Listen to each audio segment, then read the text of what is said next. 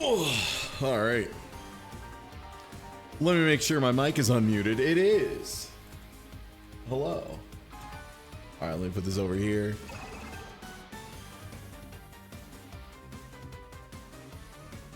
First things first, gonna eat a little yogurt. We got like 20 minutes. We got plenty of time.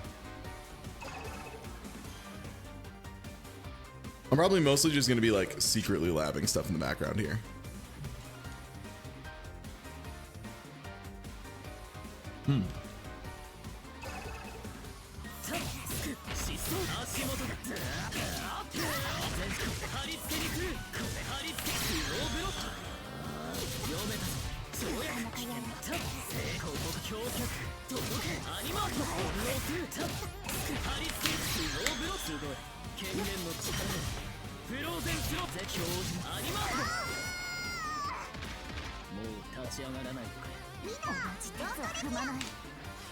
Yeah, once again, I will be bringing another new character to the tournament, as has now become like a beloved tradition for me. Fuck.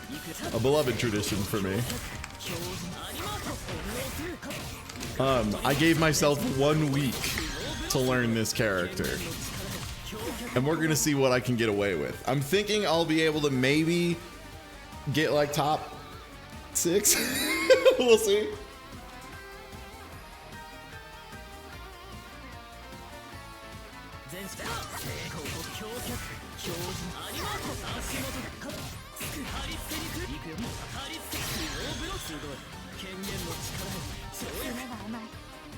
Yeah, it's Lond. This character is like a criminal.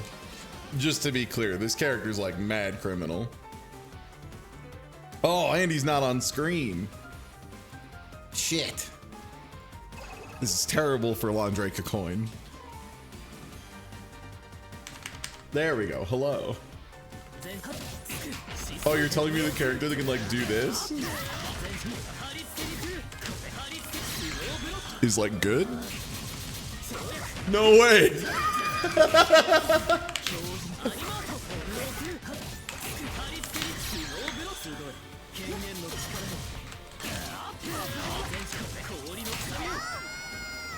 Yeah, he's like, all right. I'm excited. Oh, that one's tough.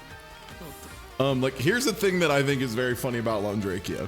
So, like, I'm as far as I can be, right? Let's see, I shoot a fireball, and I just already buffer the motion.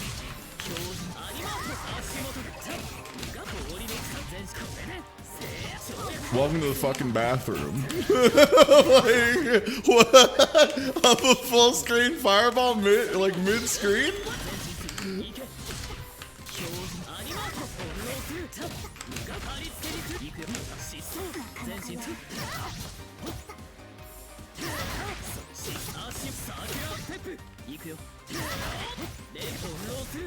This is like the big secret stuff that I haven't been using much on people yet. That's like ridiculously strong.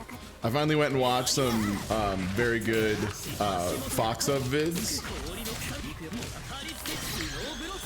and learned some of the really cheap stuff. And it's just like a really good time. Oh, there's a poll. Oh. Do you want to run 3 out of 5 the whole tournament?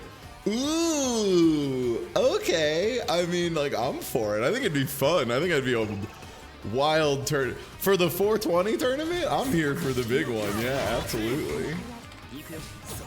Also, I'm finally remembering to practice with lag on for the first time in history.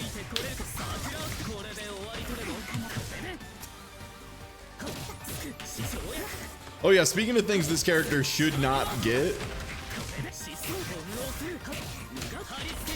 Okay, what is the full corner carry? It's like...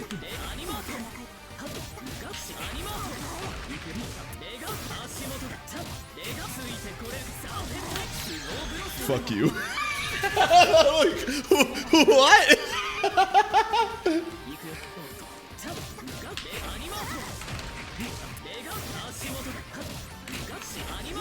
Like, bro, God did not approve of this.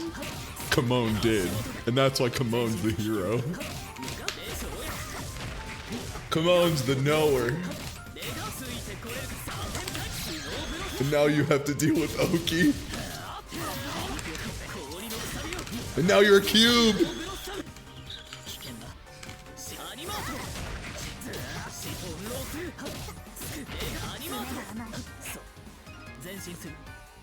Yeah, this character's wicked funny though. There are some characters I can absolutely do this to, and it's like a tenable game plan.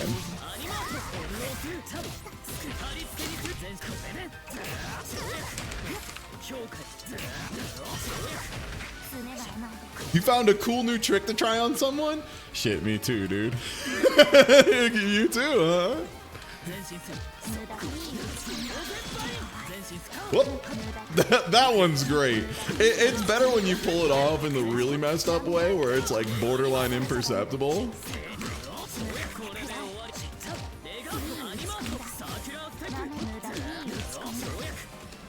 Oh, that's an ender.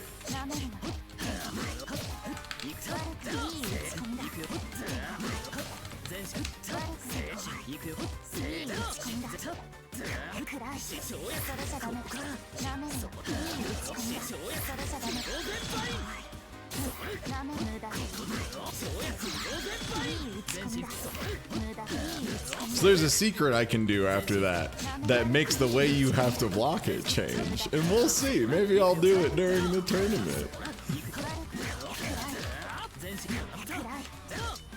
This character's funny though. At first I didn't like get the point of some of his moves. Like in particular, like this one's unbelievable for the record. Yo, PKR, what's good? Hello, hey everybody.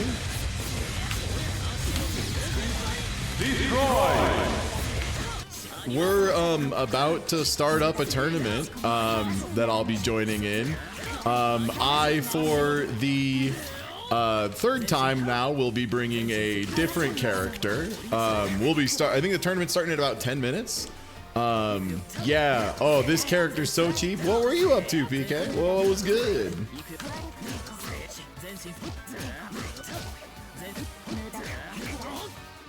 Yeah, it's a tournament of Under Night 2. UNI2 is just the name of the game. It's Under Night in Birth 2, Sis Celeste. This game is the most anime game, and it's ridiculously good. It's super fun. This character I'm playing right here, Landrakia. Oh no, this character's broken. Hey, you want to see something funny? Check this out. Let's say you're like trying to like play the video game near me, and I just do this. Damn, skill issue. All you have to do is just like, and then the game is over. And then you get like a full combo off that shit. Oh my god. Okay, let's say you're like over here, right? And they're like, playing the video game, and you're like, damn, what an issue. So what I do here is I'll throw the first fireball, and if you watch the inputs on the left, I buffer the second one, so I like do the quarter circle forward. And then I visually check, and if I see my opponent get hit by the first fireball, I press C. Like that. And then I'm like, you're a cube now. And then I take them to the corner and I put them in jail. Nice neutral, stupid. This character gets to confirm so much off so much. Also has access to a one-button reversal. A one-button reversal with a follow-up. I have hit people with this thing 10,000 feet in the air, and let me tell you, gamer, it'll find a way. It'll find a way to reach him. It's like, I'm up there. No worries, boss. Counter hit at Enkidu 10,000 feet in the air. This shit ain't nothing to me, man. This character also has goofy pressure. So, and thank you so much for the raid, by the way. I really appreciate it. Thank you so much. So, a thing that makes Under Night really scary and really like hard to deal with at high level is there's a thing called rebeats.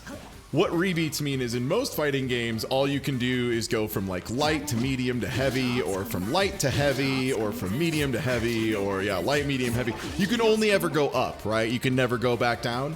Under Night doesn't really care. As long as you haven't used a button, you can just do it again. So like a sequence I do here, which is really mean, is A, B, C, C, and that one's an overhead. Or if I want to go for rebeat, I can do, sorry. So the thing I'm doing here that's really mean is this. I'm intentionally making them block the big ice button, the big 5C, and then I'm whiffing 2A, which is this tiny dinky little thing. And that means I'm only -2, meaning I'm like barely at disadvantage. My opponent can act a tiny, tiny bit before me, not enough to like really be relevant for most stuff. Because it's the thing where like my opponent decides to be cheeky and then I do this, and this is 8 frames.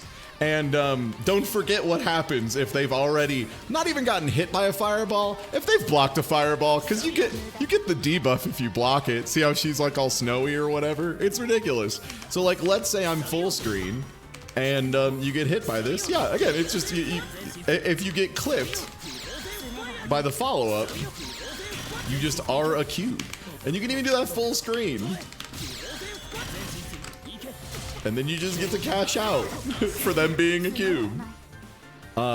This character also has really good setups that give him access to this. So you'll notice there's a funny little meter in the middle of the screen in the bottom, kind of here-ish. Currently pink, just ticked over. So that's the grid cycle. It's really important in this game. If you win the grid cycle, you have a ton of stuff available to you. One of them being, you can kind of stop time for a second. And it gives you access to some really nutty stuff. This is hell. No one should have to deal with this. And so you can like get setups where you put your opponent in cube mode and then you get like a huge payoff for it.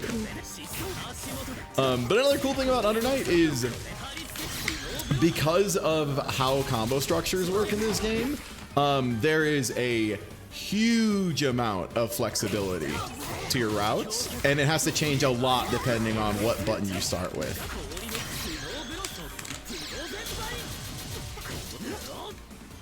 And there's just like so many alternate routes you can take.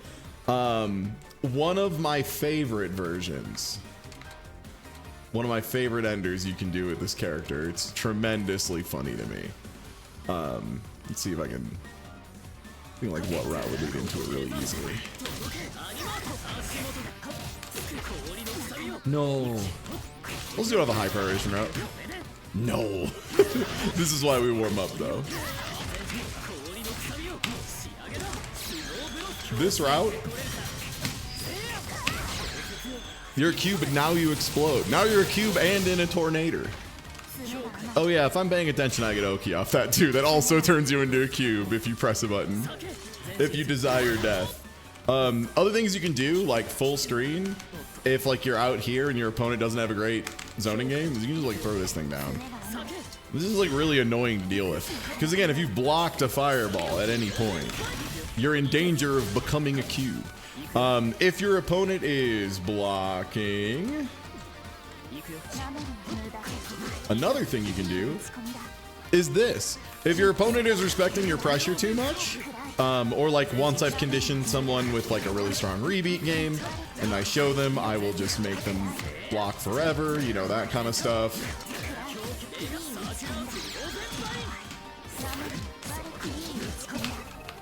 Like, once you've gotten someone just truly either agreeing to block or not agreeing to block, you can do stuff. But stuff like this, that's plus 28. That means I get to act a whole half second while my opponent is locked down. Even worse, if I have meter, canceling into Frozen Vine is like plus a gorillion. It is like plus an absolutely insane amount. Like, also, you can do cross-ups off of it. That's an overhead. You have to block that standing. That one low. Like, it's just, there's so much happening at all times that even if the things Landraka does independently aren't like turbo busted, man, they're overwhelming. It's so easy to get overwhelmed. Like, you just make one mistake and it's over. And like, Land has access to so many spots where he can force you to make a mistake. Also, his throw game is just like really, really good. Because if he gets a throw on you. And he has a funny blossom down. Oh, right, I have them set to tech.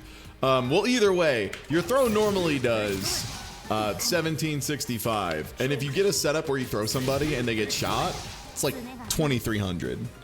So it's really, really threatening. That's like a quarter of somebody's life bar for getting thrown, which is really, really good.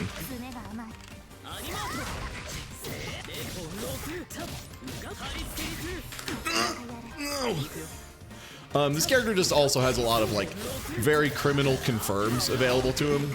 Unbelievable amounts of corner carry. The one that's always funny to me is, I think you have to do it off like, I want to say it's like a 5BB, and you get to do.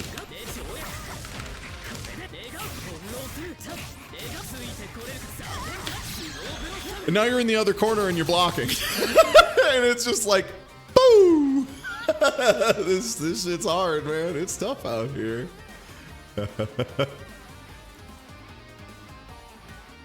Oh yeah. No, they gave this fucking guy the beans.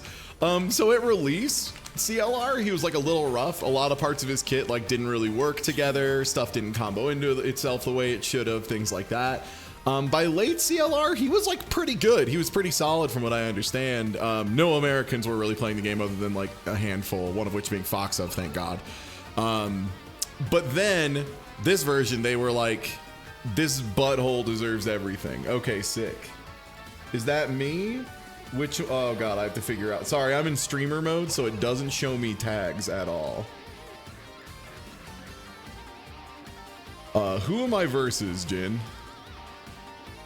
Is it anybody, or do I need to spectate a game? Oh, I gotta buy? Okay, cool. Then let me go ahead and...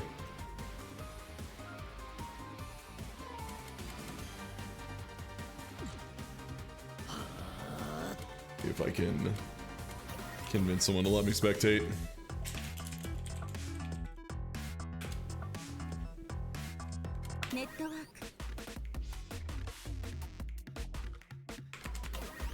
All right, I'm just gonna search one of the rooms and see if it has. I'll ask either of them.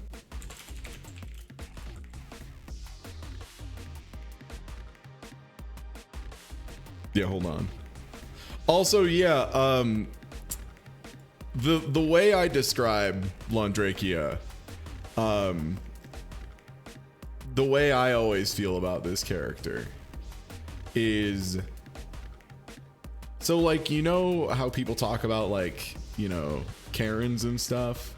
Well, like Londrakia doesn't have like super, like it has some Karen energy, but it's really horse girl energy.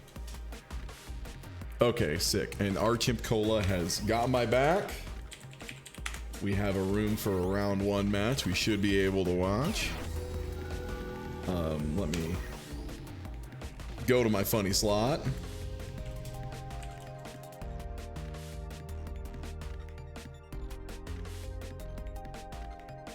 All right, sick. So this is our Chimp Cola on the good ass Merkaba, that mango Merkaba, that orange vanilla, that delightful cream soda. Yeah, buddy, it's that day.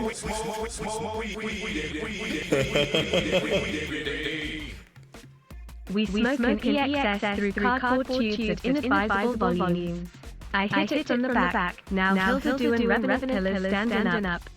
I came one time when the hollow night got full. This ain't nothing to me, man. I'll kill you, but it's good, you stupid piece of. Oh, double alerts? Hold up. Let me fix that. Hitting that melty blood shit sounds like a car door slamming on my goddamn head. Yeah, really good one to double, honestly.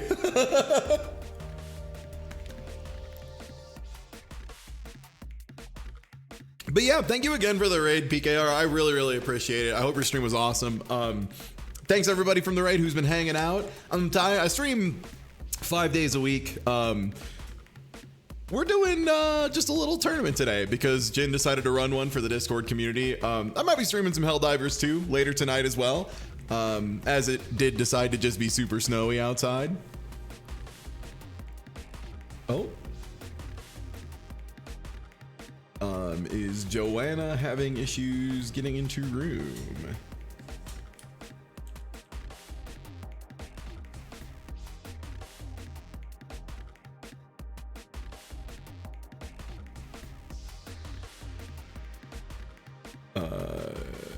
Okay, we had to check in, so.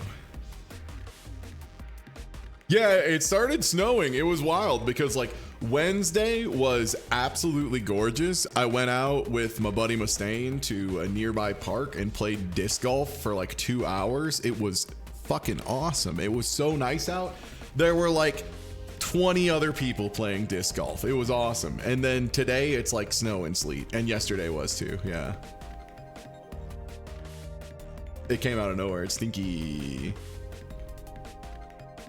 But yeah, if you haven't seen Under Night before, this character coming up, Merkava, is very cool. Merkava is a very strange character, and the kind of a character that can kind of only exist in a game like Under Night. His normals are absolutely outrageous. You might think, well, sure, he's long, but surely he doesn't use all of it. And I regret to inform you, he's longer. He gets Dulcim arms. He stretches his fucking arm out and grabs your ass. From full screen. And if you block it, he can just whiff a little jab and it's safe. He can just do that shit. It's nuts. Has a reversal that you used to have to punish by shielding the second to last hit perfectly. It was a nightmare. Now at least you can just block it and throw it. Thank you, Kimon. Love you, baby. Thank you so much for that change. Makes my life reasonable. And we got Aurier on the other side. The funny little sword girl who's got a persona and the most insufferable overhead in human history. Let me turn off control guide here. Yeah, Jin, they nerfed it to -4. It's throw punishable now.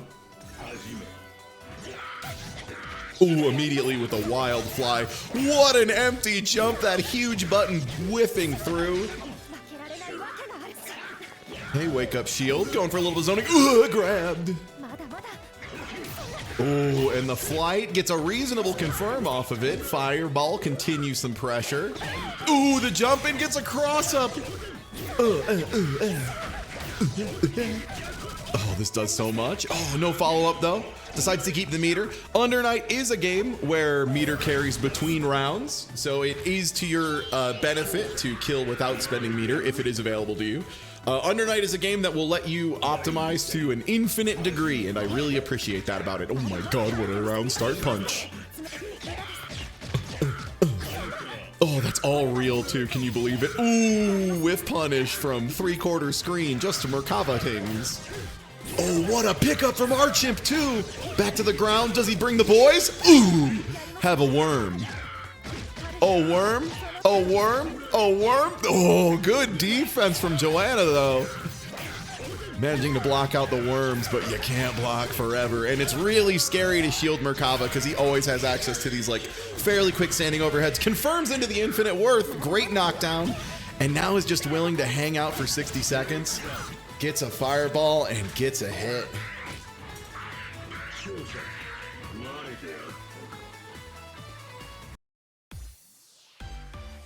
Merkava's just terrifying in general. This character is like never easy to play against. I had to play a lot against Tanner in Colorado, who was just unbelievable Merkava. And this character can be played carefully controlled and like beautiful neutral into set play, or just like an absolute menace all out doing whatever, not having a single thought in his head. And he's terrifying both ways. And like a player who can swap between those two at a moment's notice is the scariest player of all. And that was exactly what Tanner did. Like, that's exactly what Tanner did.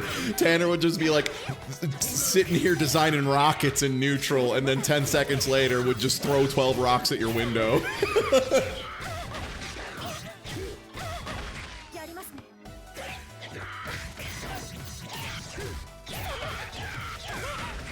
Archimp showing a really dominant display here, getting a lot done. Not a lot of divine thrust out of Aurier. Oh no, and the boys are there, and they're gonna confirm. Here comes a fat overhead to finish it off. So for anyone who doesn't play fighting games, if I say overhead, that just means something you have to stand up to block. If I say low, it means something you have to crouch to block. In fighting games, you fundamentally are trying to open up your opponent on defense whenever you make them block, a lot of times by mixing up highs and lows and like left-right situations, things like that. Ooh, the boys are out. Oh no. Oh, what are they doing? They're getting up there? The boys brought their Jordans? What an anti-air. Calls the persona and the counter hit. Ooh, no confirm off of it. Ooh! And that's invincible on startup, but that's the thing that you can punish. Ooh, and a chuck roast. And that's up 2-0 for our chimp, Cola.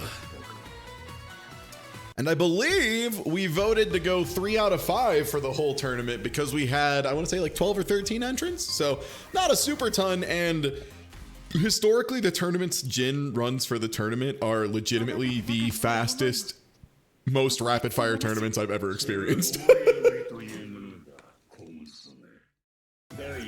We ran a tournament of like 20 people and we're done in like an hour and 20 minutes. It was outrageous.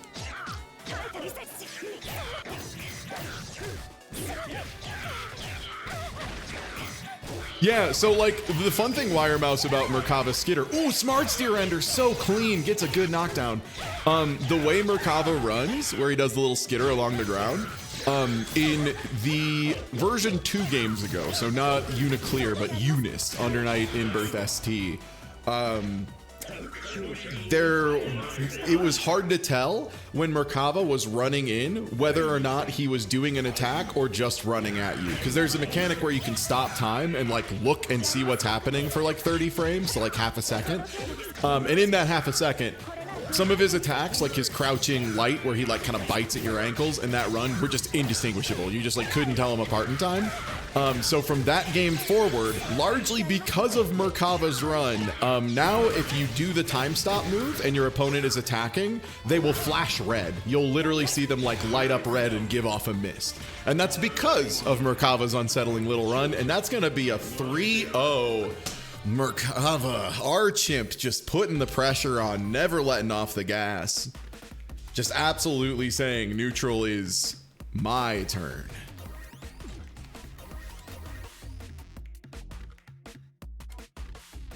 I love Merkava's character too. Merkava is like, he hates that he's a nasty man. He's like, boys gotta eat, but boy howdy, I hate it. Wish I wasn't a terrible demon that ate people or whatever. Oh well. Under Night stinks.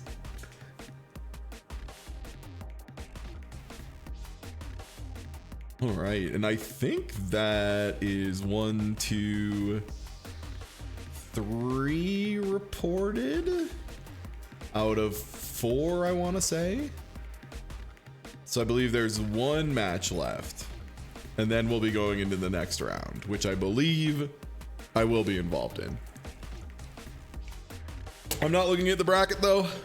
I'm playing a character that I've only practiced. Oh yeah, by the way, in case anyone missed that part of this whole thing, on top of it being 420 and me celebrating 420 quite heavily today, I'm bringing a character that I only started learning last Saturday, like a week ago. And Under Night's like a really hard game. It's not one that's really feasibly able to like learn a character to a meaningful degree in a week, but I'm about to see what I can get away with. I kind of did it with Akatsuki. Akatsuki, I had more practice though. Akatsuki, I played a little bit in ST.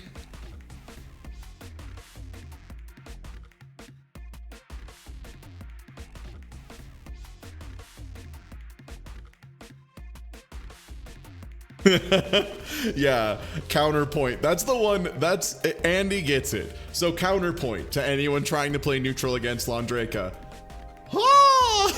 So if you ever played Marvel 2 and Marvel 3, there was a super Storm does where she jumps in the air, points her finger out, and then a bunch of like ice rains down from the sky, and it was like an unbelievably strong super in every game it's ever been in, called Hailstorm. This dude got ice rain. Oh, who am I versus? Ah, attack immediately, huh? All right.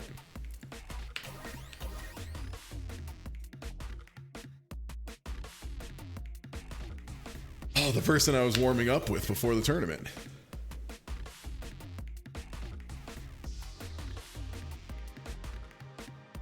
All right. Let's see if I can do it. My opponent had a chance to warm up. I did not, so.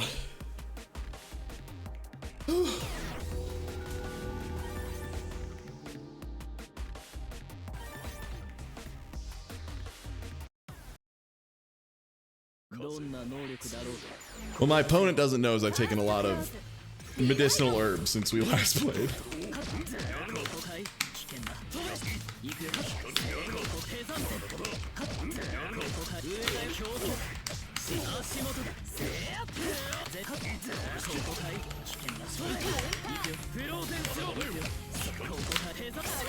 Ooh, great throw.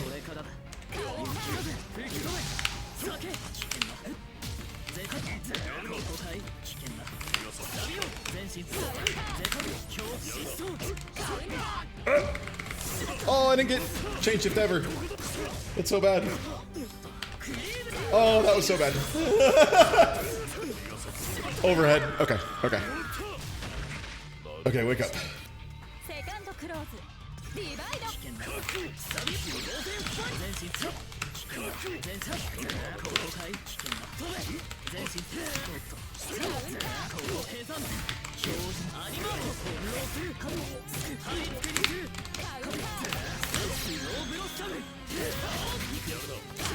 Oh, I mistimed it. Oh, it's an overhead. No, I fucked up my timing so bad. It's okay.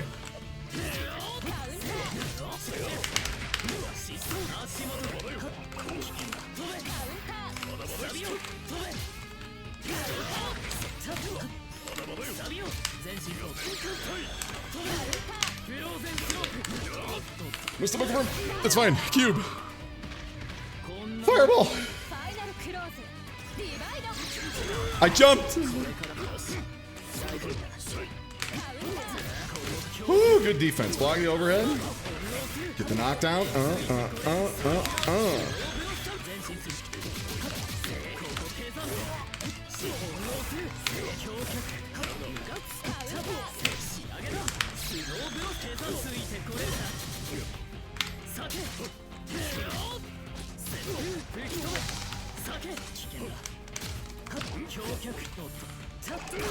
Jesus Christ. Oh my god. I panicked. That was bad.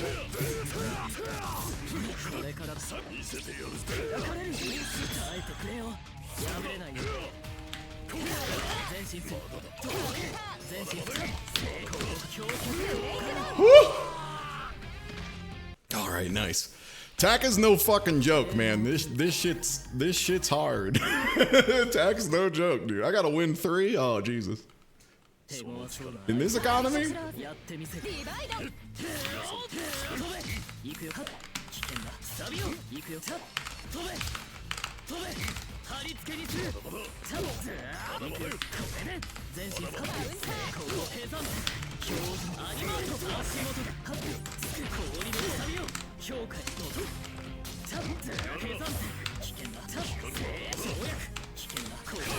Oh, I did this one. Nope.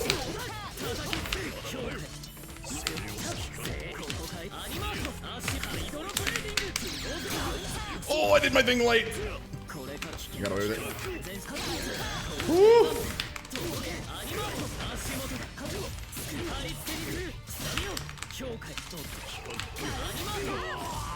They flinched. They flinched in the cube.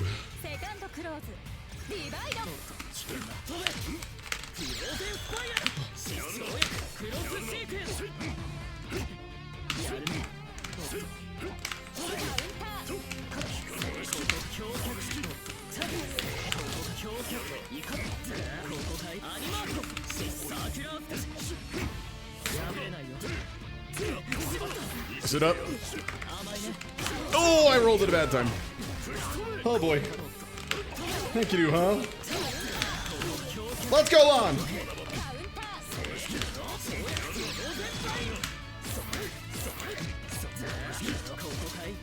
Leaving.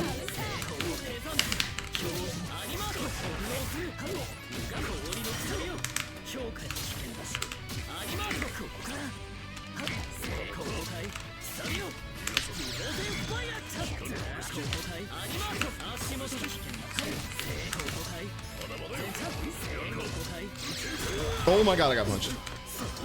Nice. Nope!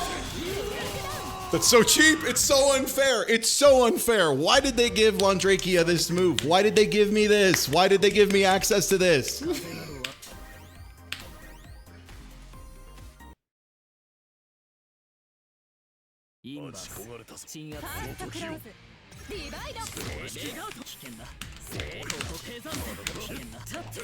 Ooh, that hits. That super duper hits. Oh, that doesn't know. Jesus. Oh, that just auto picks up there. Okay, good to know. Ooh, that was too much recovery. Okay.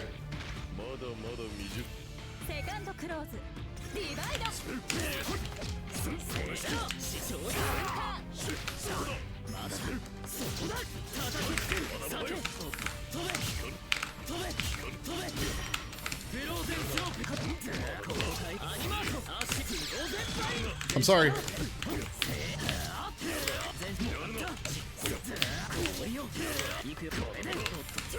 Oh, that counter hit 5B.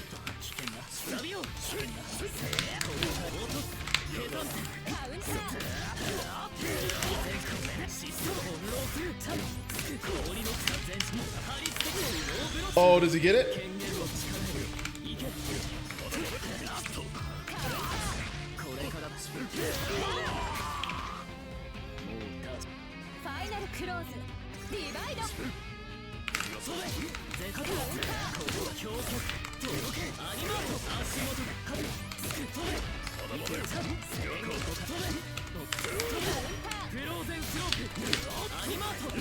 Oh, I messed up. They need to be a dash C. That's okay. I have a plan. Oh god, do I have a plan?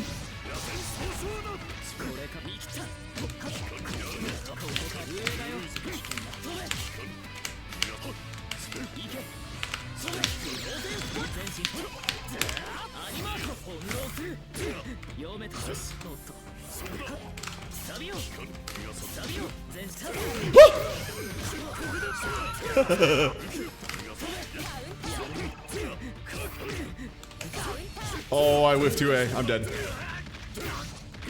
Okay, game 4. Yeah, I got a J3B more, just in general. I just mess it up sometimes, and then I flying JB, which is bad. Okay.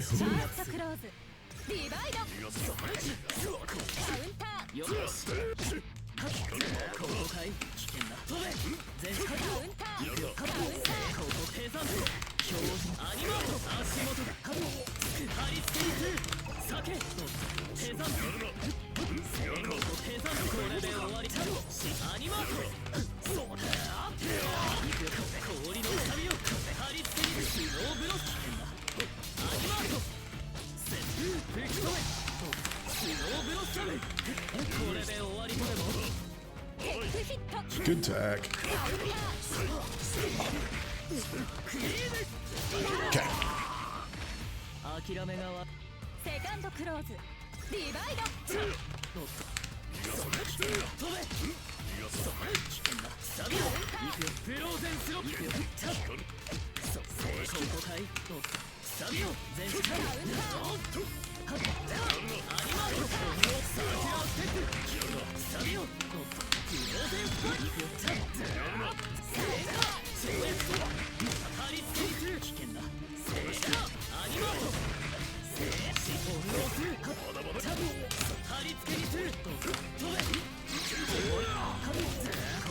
Woo, GG's. Oh, the nice thing about Landrakia is, like, if you stop anywhere, you're basically safe. It's so hard to make this full punishable. Woo. GG's gave me a scare. Holy shit.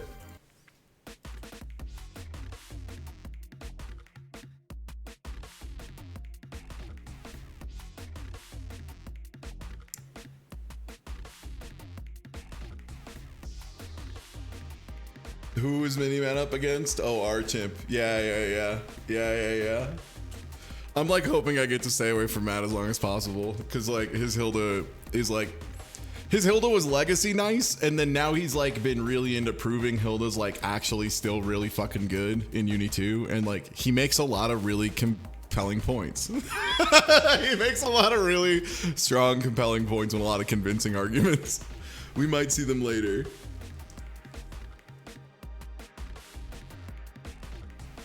Oh, okay, word. So I am not in the next round because it is losers round 1. Let me see if I can find one.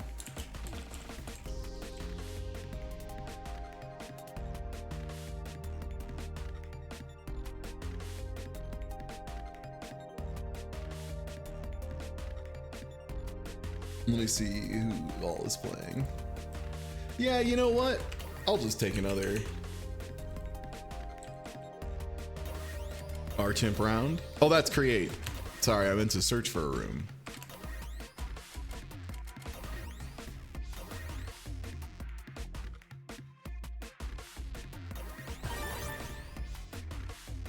It would appear they have already started. Let me see if I can slip in another one.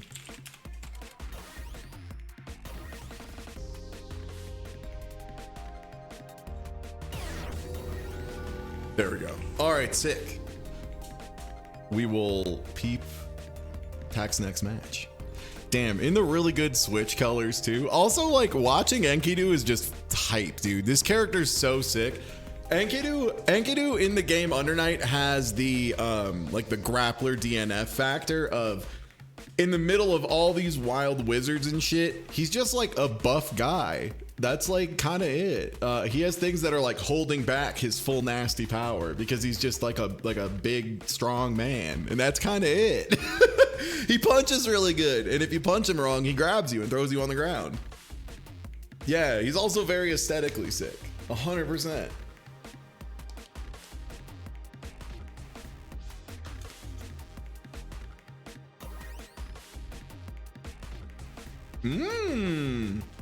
And a little bit of Eltonum.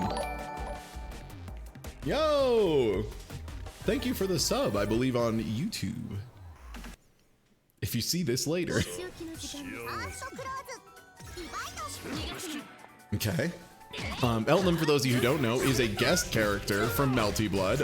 I say guest character a little tongue-in-cheek because she's been in Undernight like 3 times. And she's actually, I think she's been in Undernight more perhaps than Melty now, and also it's been like a decade since she's been in Melty, and she's been in Undernight like 3 times, so she's just an Undernight character at this point if we're all being real. But she's really strong, has really powerful gun pressure. You may notice she has a bullet gauge under her health bar, and it has a little timing bar because she has active reloads. That's right, whenever you do a reload with Eltonum, you have to do a Gears of War timing check to get the good bullets. Ooh, but the Enkidu hits do so much, bro. You take 1 clip and it's immediately 5k. Put half your life bar in the bag. Ooh, but really good confirm. Nice use of wire. Ooh, drops it a little bit. Gunshot for some good damage. Gun. Ooh, goes in and decides to keep pressuring.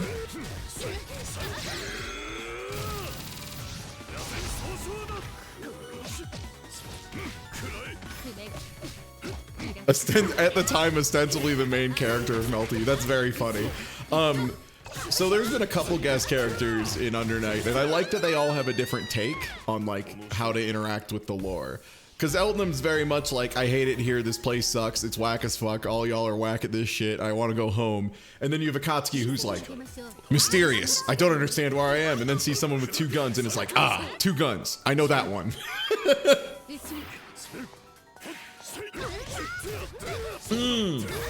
Beautiful poke, great confirm. Ooh, doesn't quite get a knockdown, but manages to convert it into just an 1100 damage dash normal. Why not, Enkidu? Great low. Pulls the wire in. Overhead. Ooh. So Enkidu, one thing that's a little scary is if you give him too much time and too much space, he has two moves where he charges his hand. He leans back and charges his hand and it flashes white like that. One of them you have to block standing, one of them you have to block low. And it's really hard to do it in time. You might notice there were quite a few times in my match against Tech where I was like, uh-oh, that's the overhead, and I still got hit by it. Yep. Under Night's a funny game because, like, on paper, a lot of the individual pressure tools aren't that outrageous or that strong. But when used in concert together, it just becomes so overwhelming, right?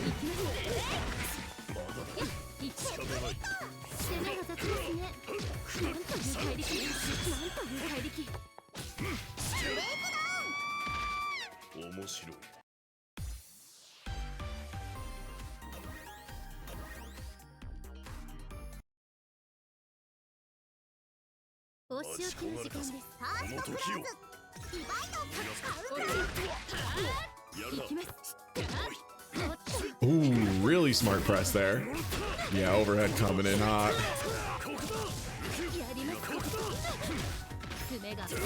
Oh!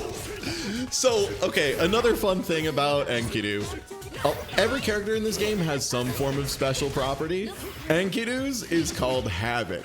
What Havoc means is if Enkidu counter hits you, like hits you out of doing something, everyone else gets a counter hit, which is like, you know, pretty good amount of hit stop. You get extra time to confirm your combo. You get to do a bigger combo, that kind of stuff.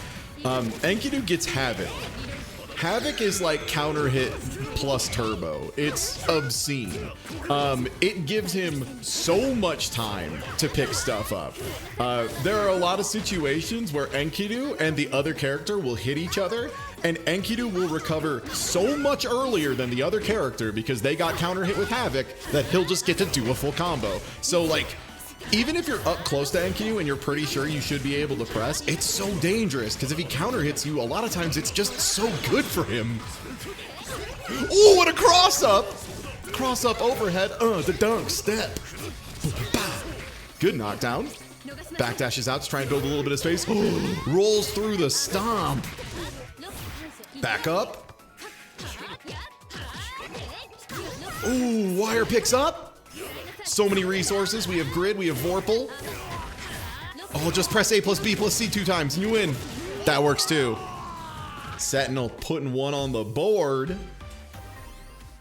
2-1. I'm glad we decided to run today's tournament 3 out of 5, which, for the record, is not standard for Under Night. The only time I've seen a tournament run 3 out of 5 for Under Night, it's very old Japanese arcade tournaments where it is 1st to 1. So you run 3 out of 5 rounds. That's the only time I've ever heard 3 out of 5 with Uni, so should be a good time. Ooh, chuck roast. Who doesn't quite get the confirm? Another fun thing about Under Night is compared to other fighting games, it's like really hard. And it's really hard to do your stuff correctly and like get your full combo, get your full knockdown, get your full damage and everything.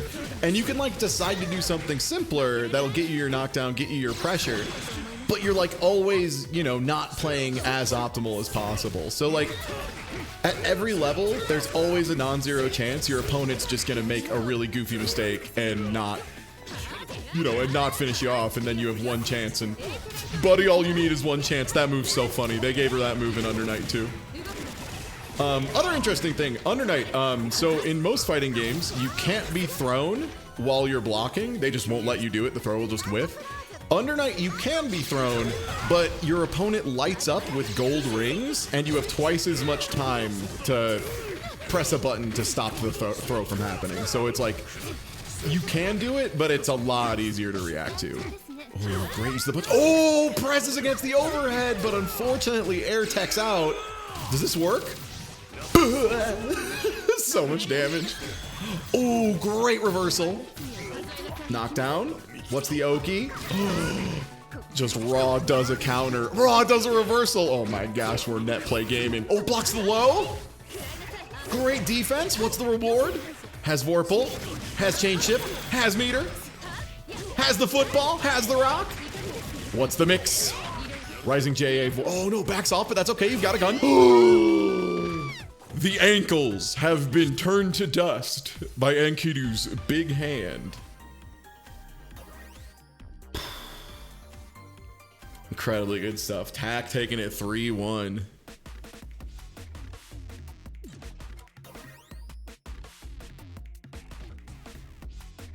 Scary, man.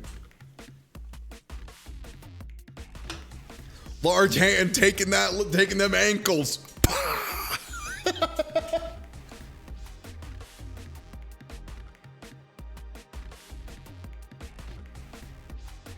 I love that Mini Matt is just like already. This is another thing I love about Under Night is almost everyone I know who plays Under Night is like constantly up playing their character. Like you can't not. It's just too fun. Like Under Night 2 characters are too fun and have too much wackadoodle shit. Okay. Can I watch? All right. I'm gonna see if I can watch our Chimp's match. Okay, sick. But every character feels juicy as fuck. I'm up next round? Okay, word. Yeah, I figured it was losers round 2. So next would be winners round 2. Oh yeah, let me switch out. But every character feels so juiced. It's like hard not to feel like your character like deserves to be upplayed and be called strong and stuff. Every character I've played so far, I've been like, this character feels pretty nuts in their own specific way. There's a non-zero chance we'll run into either Jin's Carmine or Mini Matt's Hilda. And I think both of those characters, when you first see them and you first fight against them, you simply are like, I don't understand how this character can possibly lose the video game. And that's like kind of part of the fun of Under Night. And yeah, speaking of big hands, Mika. Mika's a funny little grappler who has a lot of pressure tools. But will it be enough to deal with Merkava pressure, 100 years? Thank you for the watch streak, Candy Babble. Thanks for being here for everything, including fighting games. Part of the reason I stream Under Night 2, break a lot of watch streaks. Ooh, the big pressure. What's the confirm? Big punches down to the ground. All right, what's the Oki? Does a little charge. Our Chimp Cola with the big reversal says, no, I'm done blocking. In case you were wondering, that thing where the screen freezes and then Merkava flails his arms and runs forward a bunch, that's invincible on startup. It's also like a great combo ender. Also, it pays his taxes. Also, it used to be not punishable on block. It is now, thank the Lord. Yeah, Matt, I'm hoping at least we get to play a match later on just so chat can truly appreciate like how every like, and the funniest part is we're gonna play, you're gonna beat me, it's gonna look impossible, and then afterwards I'm gonna go, yeah, basically everybody is claiming that Hilda's like bottom 3. Ooh, and a good mash gets out of the corner. Situation looked a little helpless. Oh no, not quite punishable. All right, crosses back over, gets the throw. All right, goes into IW, huge damage. Mika has a super high damage IW. Yeah, 4K, pretty wumbo for that confirm. And the trade goes to Diet Cork, also known as our Chimpkala. Spotty has posted, ha ha ha, in chat, same brain cell.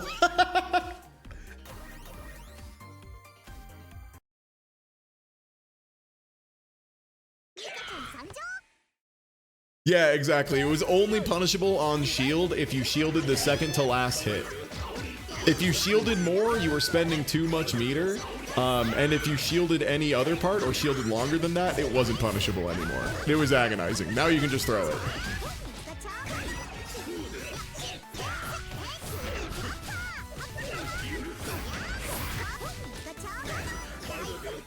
Oh my gosh, in the 2A, the little low tap. Oh, low crushes. Oh, Spotty's going ham, bro. Spotty's going ham. Spotty's just pressing shit.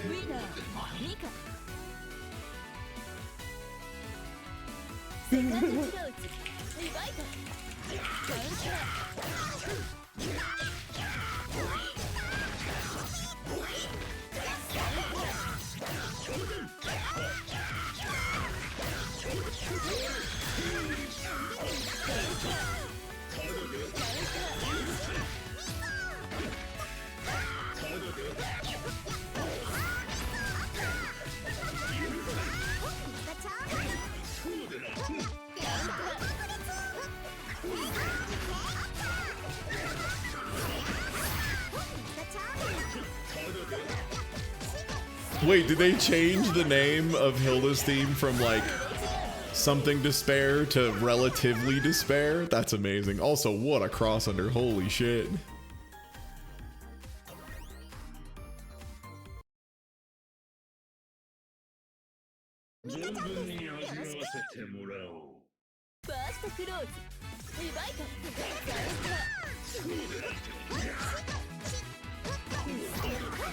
Ooh! And the gold ring throw doesn't get tech though.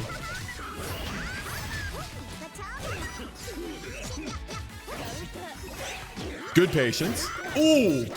The jump in JC, the big button. Getting a good confirm, solid knockdown.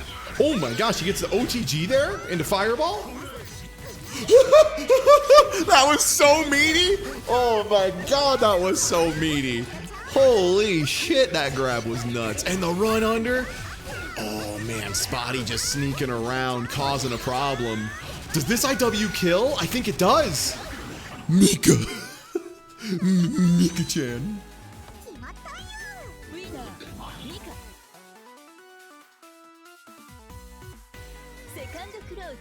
Oh, Mika's really good. Mika was like, I think most Japanese players put Mika as top 3 at the end of CLR, and she didn't get worse in UNI2.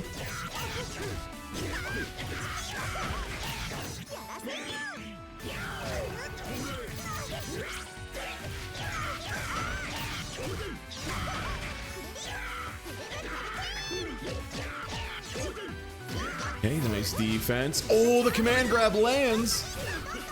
Oh, doesn't quite pick up the rocket. Oh, and the reversal again. Great confirm. All right, chain shift on Mika's side, but the command grab gonna kill.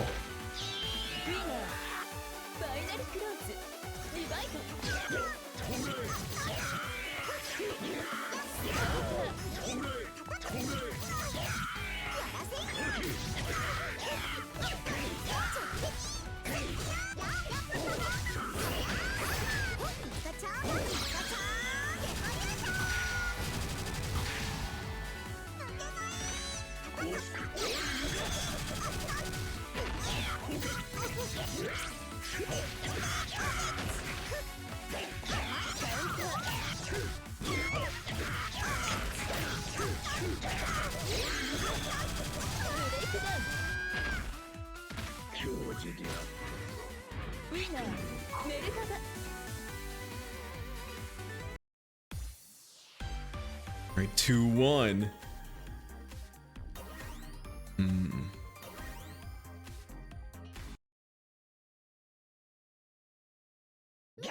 Yeah, I was gonna say, aren't Mika's big gloves called like Pachelbel's cannon? And yeah, she has Mika-chan cannon, so Raito's like, I put cannon in D in there. Look, Raito's like really like knows a lot about music. I don't know if you've heard about this. For real, it's so funny. Like Raito is French bread in general is like it feels like the pinnacle of just making games for you and your group of homies. Like just really making a game for you and your group of close friends who got too into fighting games, and then you just kept doing it for a really long time. Like in music, aesthetic, story, gameplay, all of it. It just feels like such an honest game as far as like how it was made and how it's created. Also, it's the least honest game ever fucking made as far as what the characters are allowed to do. Nightmare shit. Did you see that? What side were you supposed to block on? Tell me, chat, I'm holding a gun to your head. What side do you block on?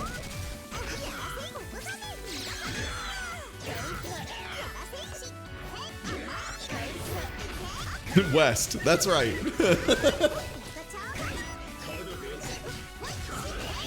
Oh my god, I'm taking it back anyway. Just running the pressure. One block is all it takes, man. Ooh. Ooh. Sneaky little grab gets through. Oh, another cross up overhead. So strong. Back down. And the Oki just leaving. I love that R-Tip has been willing to just go full screen. Another reversal. Yeah, Spotty hasn't been calling him out. And R-Tip's just willing to do it. Because, like, you know, even now, the best punish you get is a throw punish. The Mika IW just whiffs entirely.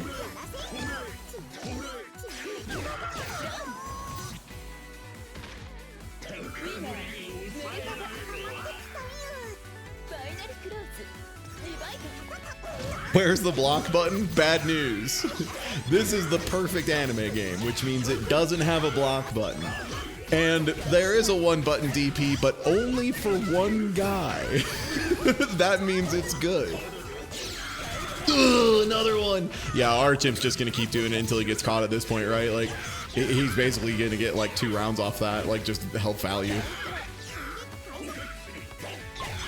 Oh, and the jump in is so good there into the low. Yup, just swooses in. It's so hard to deal with, man.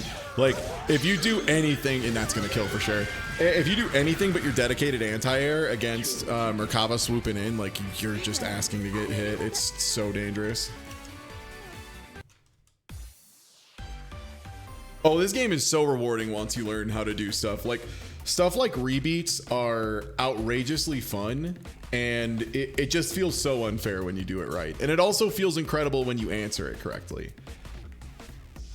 I think that's really where Under Night shines, is everything feels like it can be an answer. The way I put it was, I always feel like it's my fault when I get hit.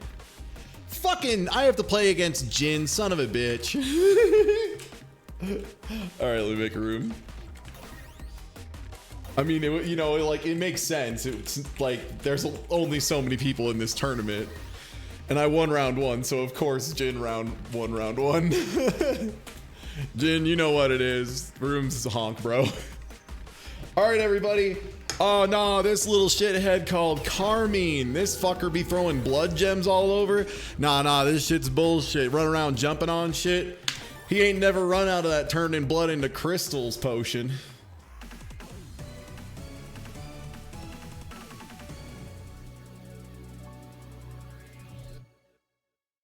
Okay, here we go.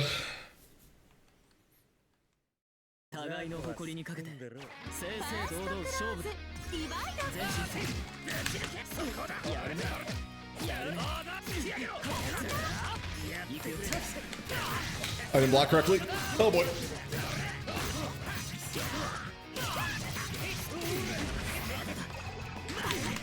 Holy shit.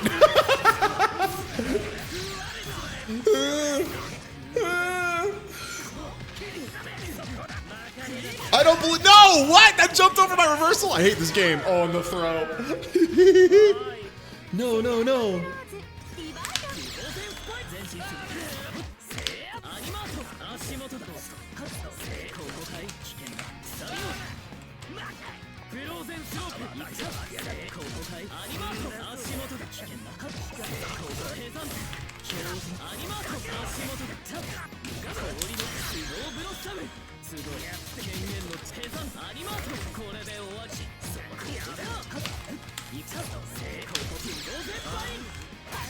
Oh my god, he rolled at the perfect time. Nice try, motherfucker.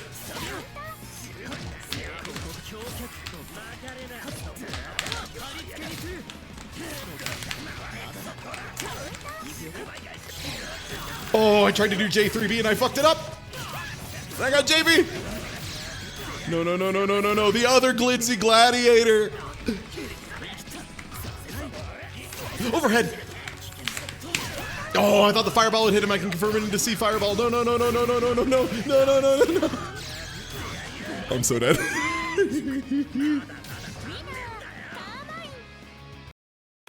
Oh, man. Yeah, we have a horse girl versus wild idiot.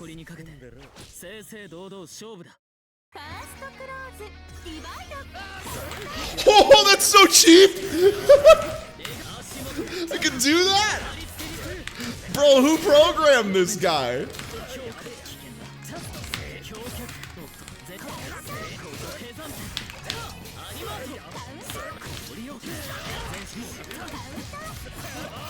I missed my pickup.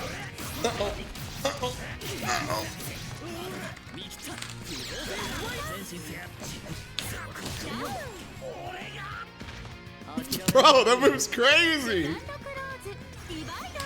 No! Not so fast. Sugoi.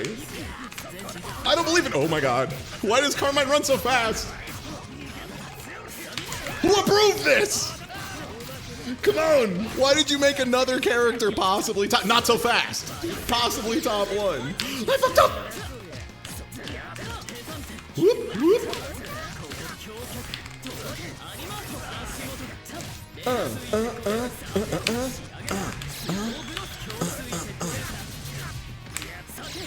Whoops! I can't read. Let's go! My name's Ty Tuesday. I picked up Londrakia a week ago and I never learned how to read.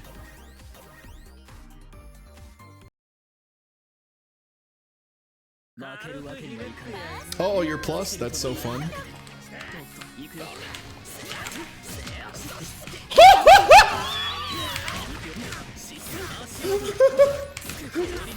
Bro, what?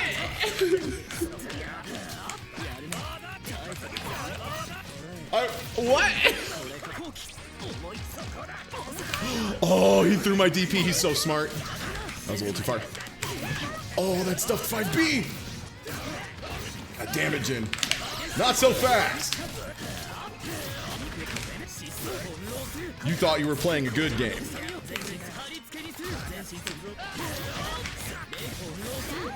Surprise. You were playing Londrakia's game.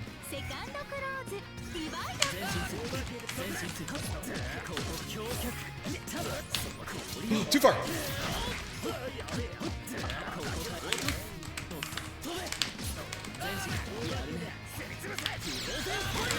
Not so fast.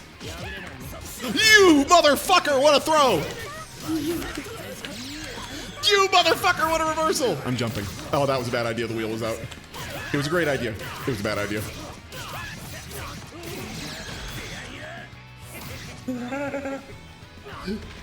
Watch this. No.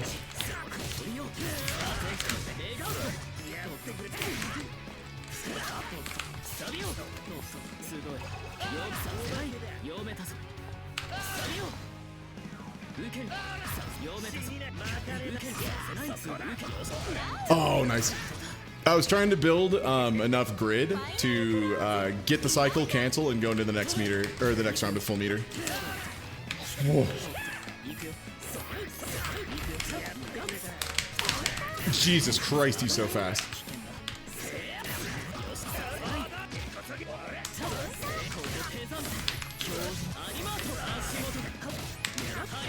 Not quite far enough.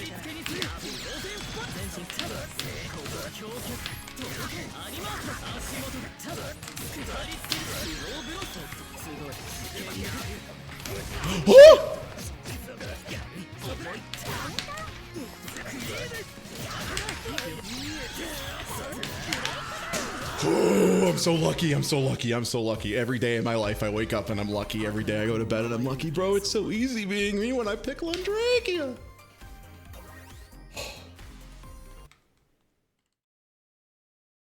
I'm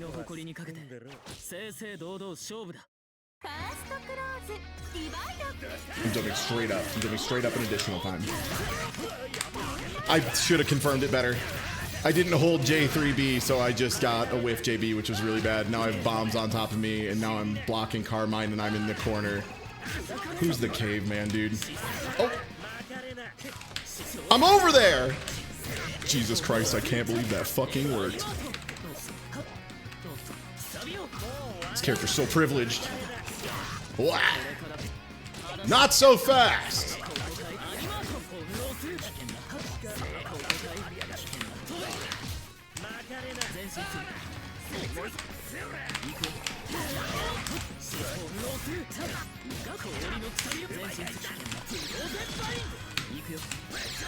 I thought you would go for the grab and you went for the good one instead.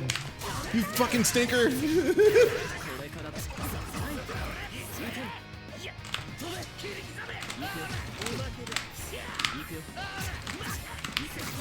I was too far forward. Oh, I should have labbed to confirm for that move.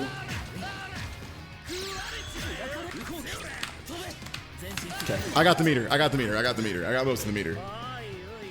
Oh, way more privileged. This character's 1,000 times. Wagner is like an honest, like top 7, top 9 in this game at best. Londrakia and Carmine, you're looking at probably the 2 best characters in the game right now. Like almost certainly the 2 best characters in the game. It's part of why this match is so scary.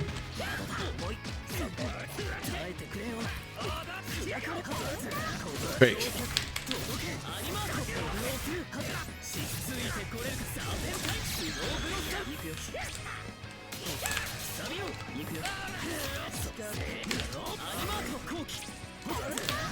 Not so fast. Oh, I fucked up. Oh no, he got over both fireballs. Overhead coming in hot. There it is. No, I didn't block it in time. I hate it. It's so hard to block Carmine, man. Like, even when you know. Even when you know. Fuck.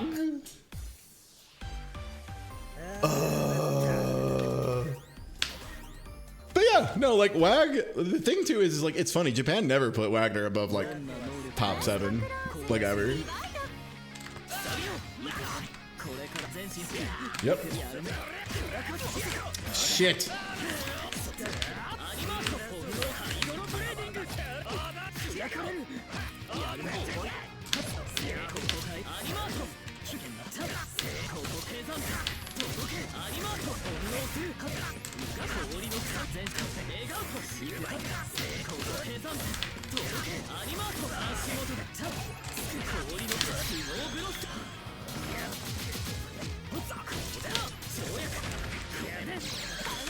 Hit that drop for me. Oh, I thought I would have a jump forward out of there. I was mistaken. Way too high in the air.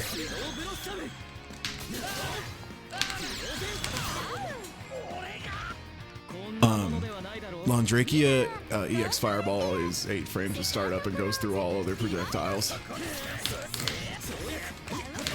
Can you believe that?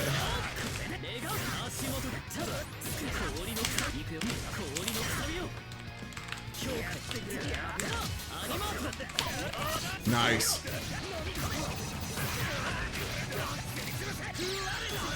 Okay. It's Jin. I know how good the next part is. The bomb was still there. Overhead. Ah, no! My anti-air! Oh, am I dead? I'm so dead. I can't believe it didn't reach in time. Oh, I thought I was there.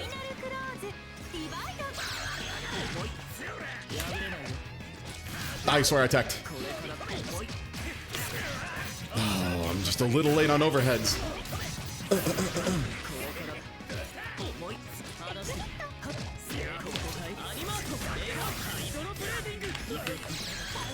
Nice, good reversal. Oh, that's entirely gapless. It's entirely gapless, chat. I tried to up back into Ice Rain and got hit. Is that 3? Is that 3-2? Oh, is that 3-2? I just went into a fugue, you know, fighting the top tier, going. Oh, so good, Jin. Damn, good set, man. That was a ton of fun. Oh, I love fighting your Carmine. It's so scary. There's like never a time you get to chill against this character.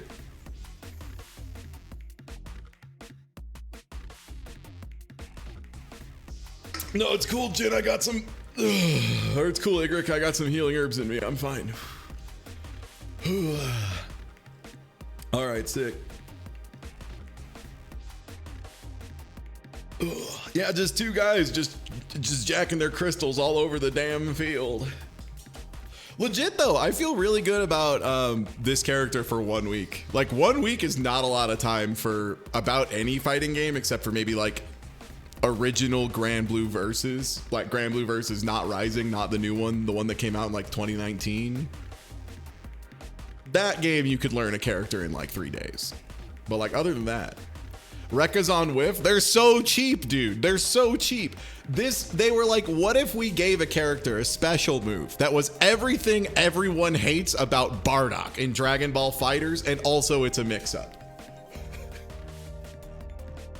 I don't know what they were thinking, bro. And yeah, I gotta learn to confirm off of J3B. I started using Charge J3B more, which is where he like does the short hop and stabs his staff backwards. And that move is so cracked, man. That move is nuts. It's so good. But confirming off of it, I think I have to like land and do instant Charge B Rekka, Charge A Rekka, and that pops them up into 5BB, Fireball, etc. Oh shit. Archimp Cola time.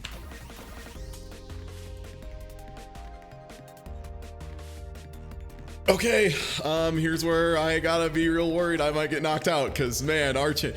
The thing is, we only had 12 people enter today, so everybody who plays is like trying pretty hard. Under Night's a game where people try pretty hard, and I think that's like, it's cool, but man, it doesn't make life easy. Man, it doesn't make life easy. Hold on one sec. Where is? Nope, not that one. Cool. Dude, Jin, I was amazed I got up on you at all, dude. I was like, oh hell yeah, Andrekia doing it. At the very least, if I get knocked out, chat, that just means we get to watch some extremely high level Under Night with good commentary.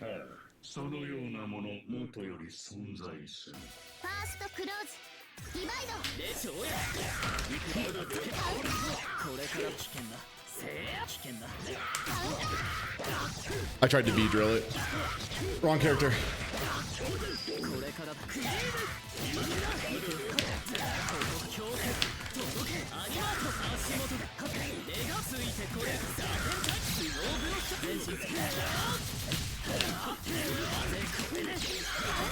Okay.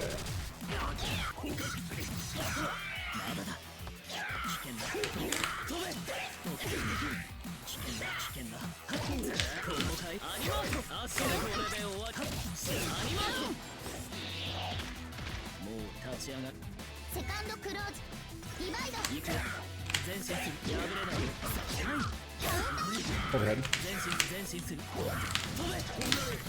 Reach me before them.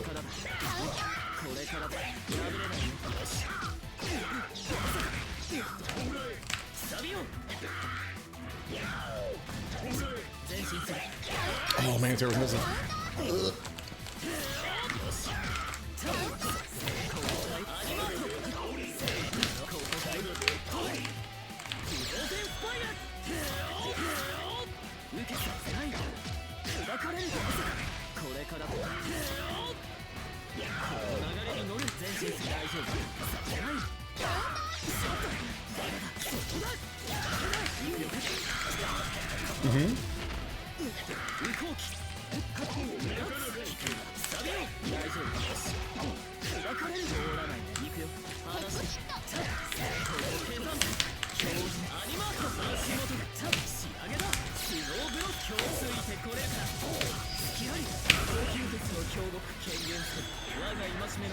I'm kind of swagged though.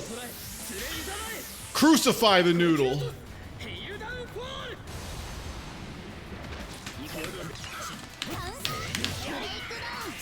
Whew.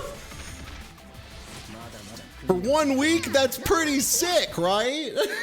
Credit where credit's due. That's pretty nasty, bro.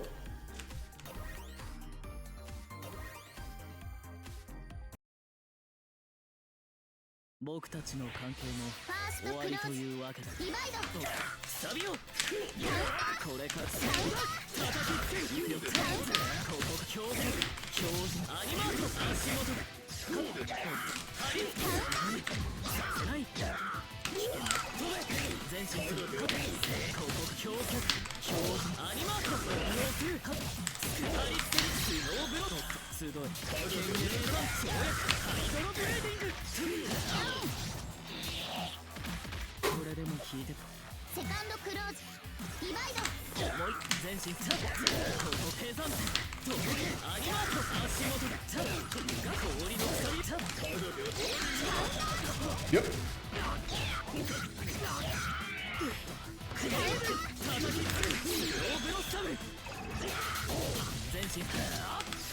Damn, I could have confirmed that. That's fucking crazy.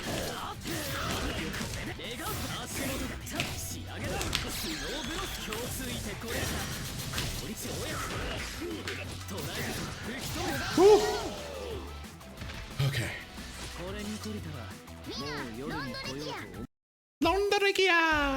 The boy.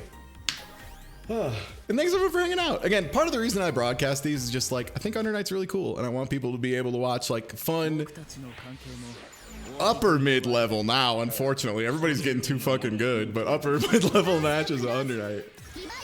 I'm jumping. Oh, that was a terrible idea. Fly at me, fly at me. Come on, get impatient.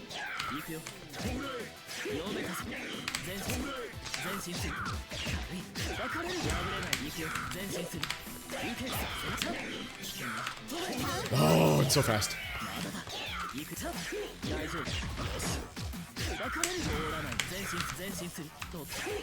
Okay.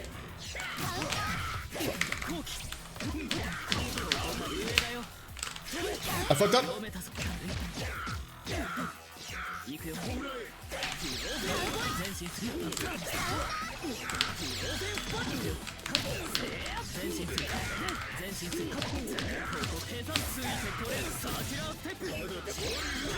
Uh-huh.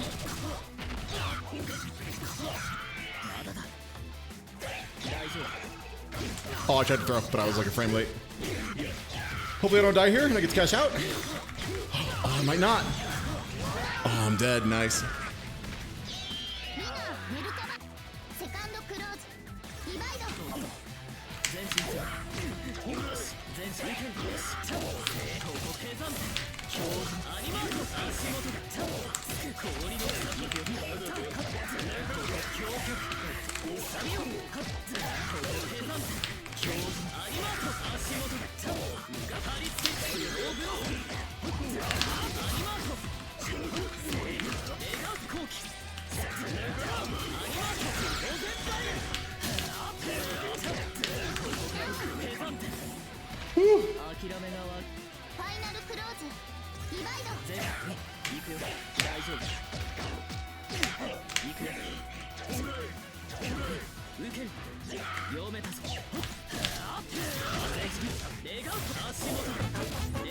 Yo, voice of dog with the raid.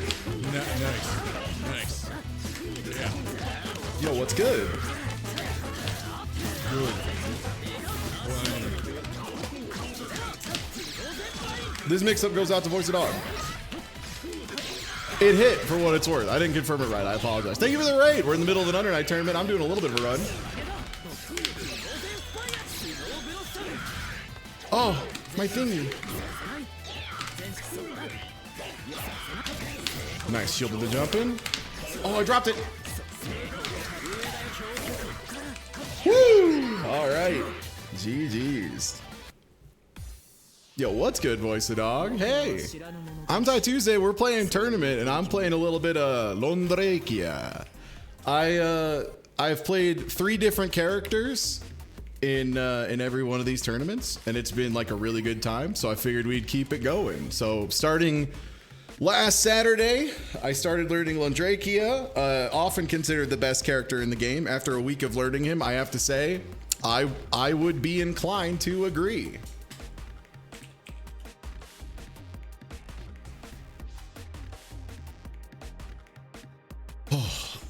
This character is just really strong, really safe on a lot of his stuff. He has the ability to freeze you from really, really far away and give him like really high damage confirms. You'll notice I throw a lot of fireballs, or ice balls rather. And the reason is because if Londrekia hits you with one, I get to run up full screen and get a combo that puts you in the corner and knocks you down, which that's all this character wants, man. This character just wants your cheeks on the ground, and he wants to have the funny ice flower behind you, and it's just so strong, man. It's just so strong. I might be in next round. I'm not sure how deep we are, but let me show you what I mean real quick. So a thing this character can do, if I see someone get hit by a fireball, I just do this.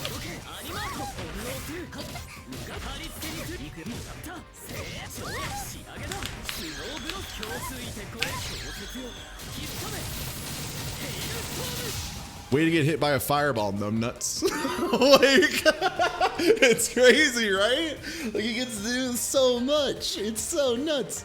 If you've been hit or blocked a fireball at any point, he also can just do this.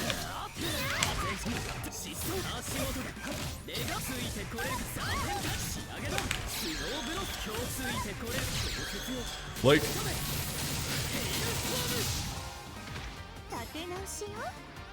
neat. It's just like, it's just so good. A lot of really strong knockdowns too. Yo, Lucy, what's good? Oh, is it your... Guilty. Thank you for the 7 months. If I get a really clean knockdown, I did it once, I believe, already in bracket.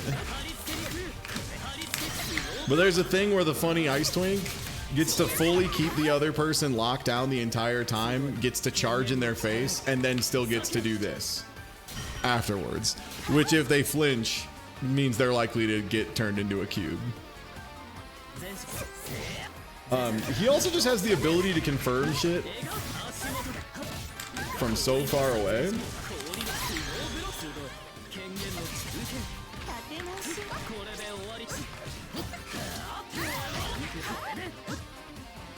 Character is just very funny.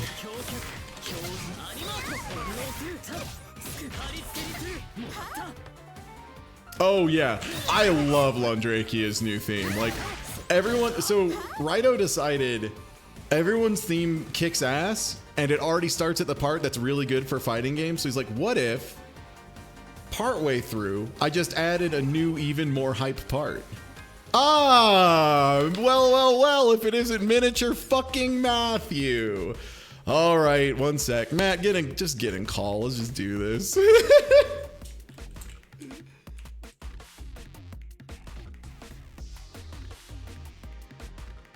Hop on voice.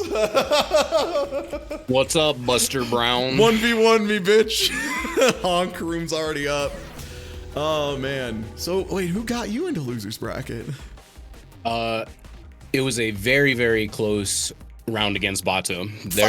Fuck, Bato, fuck, Bato's Aurier is so good. Fuck you, Bato. Yeah, Now I gotta deal with hard. I mean, I guess that means otherwise I would have had to have dealt with Bato, which also is like a nightmare. This is just the part of the bracket where I go, 1 week of time is not a lot of time to learn a character in Under Night. Do you know that?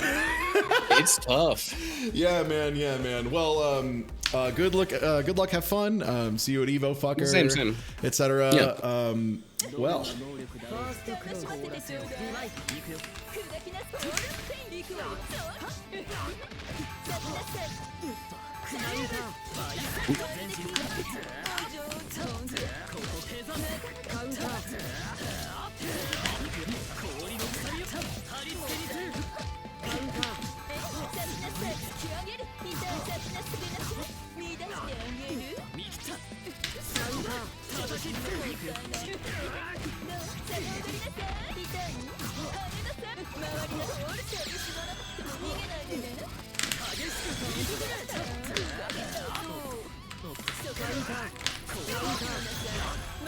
Nice, good confirm. Thank you. Oh, trying to zone Hilda, bad. Oh, it's hard.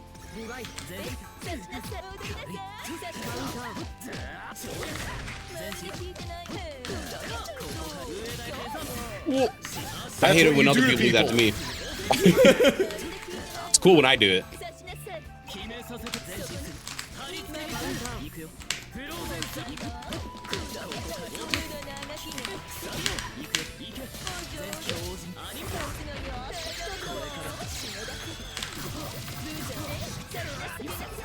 No, I swear I blocked it. Check the tapes, check the tapes. Don't check the tapes. Wow.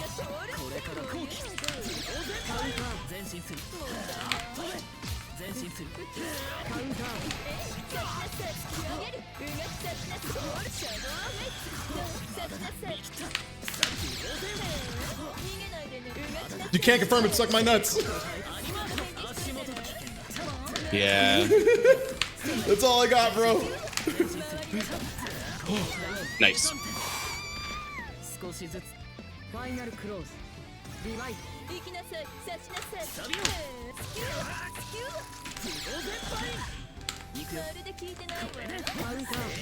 Oh.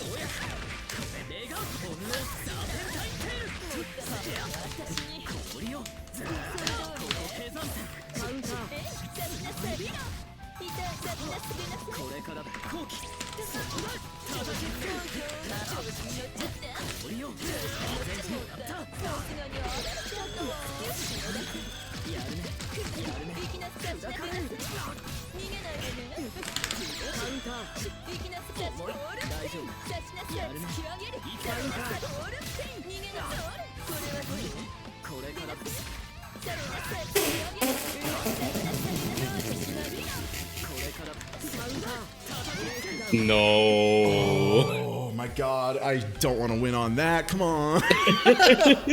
Come on, not on sloppy shit, bro. Epic first game, sir. Well First played. game. Yeah. GG's. Oh, that's not plus, huh? Or it is plus rather.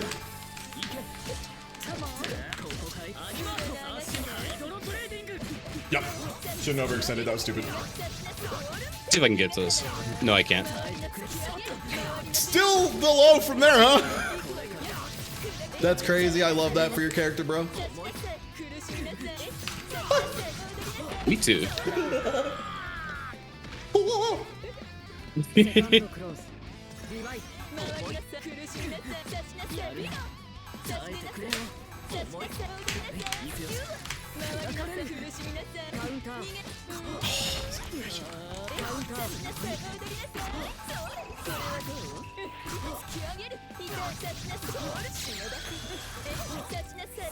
Oh, I was looking at the wrong part of the screen.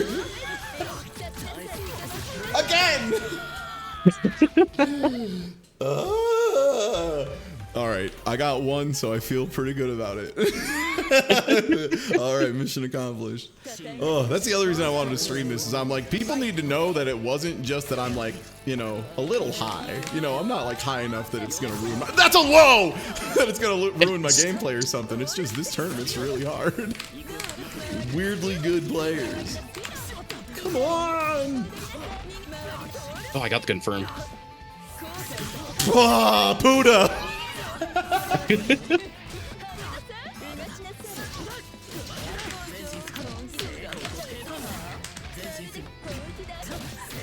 Oh, no. Oh, yes. I messed it up. Never mind. That's a pixel off the ground. I hate that mix. Thank you, Hilda, for being in the air for 1,000 years.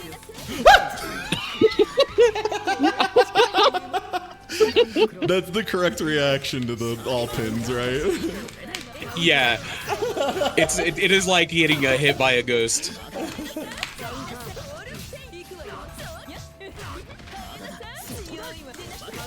You were too Yeah, far my messed away. up combo was a DP bait. Very good. Jesus.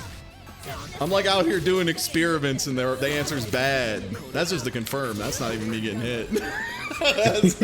that's just a combo that time. I stood up in case chat was like, chat, does he know?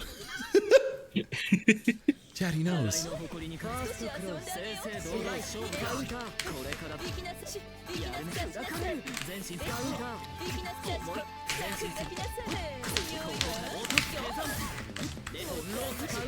Dang it.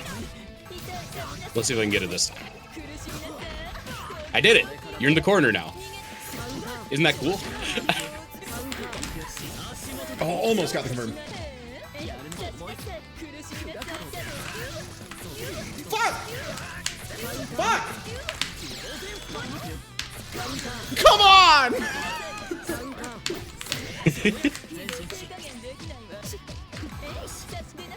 Overhead.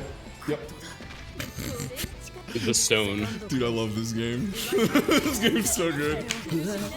That was... Oh my god, Hilda gets hit by projectile in 4K.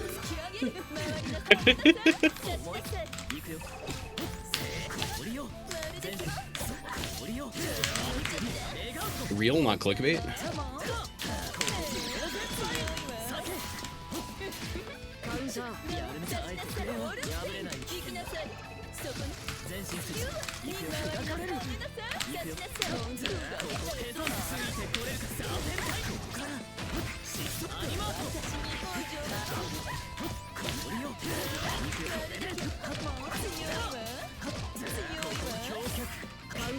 Oh, I just didn't change it at all. Hit that for me.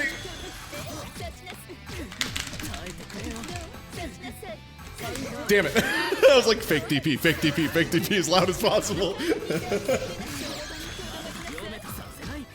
Overhead. Yup.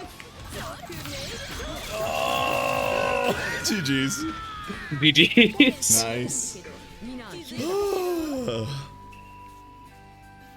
Yeah, Lond is like weird in that he's good at everything. You have to figure out which one is good against which character, and Hilda is like, I think Hilda probably, I don't want to say more than any other character, but I feel like more than any other character is like, if you don't know your matchup specifically against Hilda, you're probably gonna have a really bad time. I'll say it. She knowledge checks harder than any other character in this entire Okay, game. thank you, Matt. I appreciate that, bro. Because yeah, it's like if you don't know exactly what your character is supposed to do against a lot of Hilda's tools, it can be really rough. Like Wagner, for example, has a lot of spots where she has to do just like raw JC, like assault JC. It's like it seems like I'm asking to spectate winners finals, so you and I can commentate winners finals. Oh, sick. Hell yeah.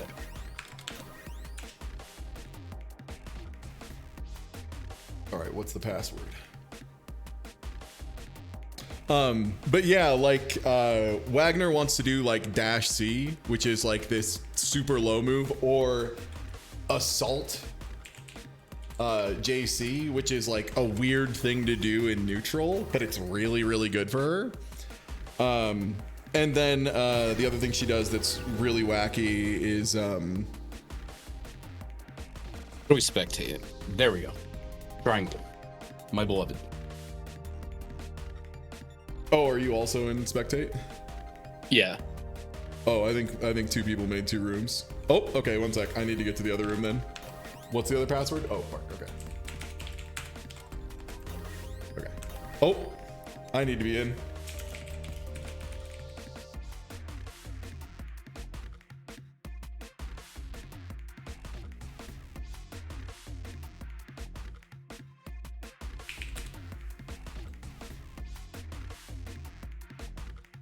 All right. Getting the room fixed. Did not realize there were 2 spectators. I mean, if you want to hang out in like fighting game chat, yeah, 100%. But like, no, as far as stream, no, it's just like Mini Matt and I both like commentate fighting games and Under Night, and have been for a really long time now. Because we commentated like Eunice together a bunch. That Yeah, was, I think like, the first where we had commentary we did was Dragon Ball Fighters Vanilla. Yeah, and then we moved to Eunice, because that was the oh, room's back up again. Word. Let me get to spectate. What was I gonna say? Yeah, because when we did the one where we had to commentate like we were building IKEA furniture. Yeah, that was a good one. That was Under Night. Yeah, that was for like one of the fundraiser tournaments, FADC. That was for the Aki saving tournament, I think. No, that wasn't Akazeme, because Wasn't? Akazeme wasn't at Aki. Oh yeah, you're right. Sorry. Yeah, I think it's probably FADC then. Mm-hmm. I think God, it's been so long. Mm-hmm. And yeah, there's people already playing casuals too. So if you're already knocked out a tournament, go play casuals. Get in the fighting game room. The nice thing about this tournament is like we don't have a setup limit. We just have as many setups as we want because the magic of rollback. And also, you can just watch the matches in one monitor and play in the other. I'm not a cop. I won't tell you no. Enjoy Under Night. Oh my god, and a great confirm from Bado. Here's Persona. But a great roll. Jin manages to get out of the corner with Creeping Edge. Safe on block. Time for the mix-up. Does he have the punish? Not quite. Still keeping pressure. Gets the throw. What's the mix-up? We are dashing low. Good poke out. This could just be death. No, doesn't quite get the confirm. One blood puddle on the Critical ground. drop. Carmine at 1% health has nothing left to lose. He can just throw neutral, yeah. He's the man Command on the grab to edge. get some blood back. Oh no, fidgets on the wheel. You can. What a comeback. Part of the reason Carmine's often considered the other best character in the game with Landraka and Hyde, you can't do anything to wheel. Don't try to interact with wheel. I beg you. Like, don't try to interact with the wheel. You're always going to lose. The wheel is insane. You just gotta hold that. It is the set play spinner for sure. Yeah. Yeah, it is the he spends health, he spends resources. That shit is primo. Ooh, and the invincible command grab to get out of it again. Overhead. Yeah, good to see a match of the two people who knocked us both into losers. Yeah, I'm trying to X copy as hard as I can. All right, good block. We're chilling. People say that these aren't fighting games, but blocking games. Eunice is a blocking game. This is a blocking game. Eunice is a game where you can actively win a round by blocking. There were a few rounds versus Archimp where if you go back and look, I promise you, the reason I won was because I stood back, blocked, and won the Vorpal cycle, and then got a million meter and went apeshit. You can legitimately win this game by blocking if you do it correctly.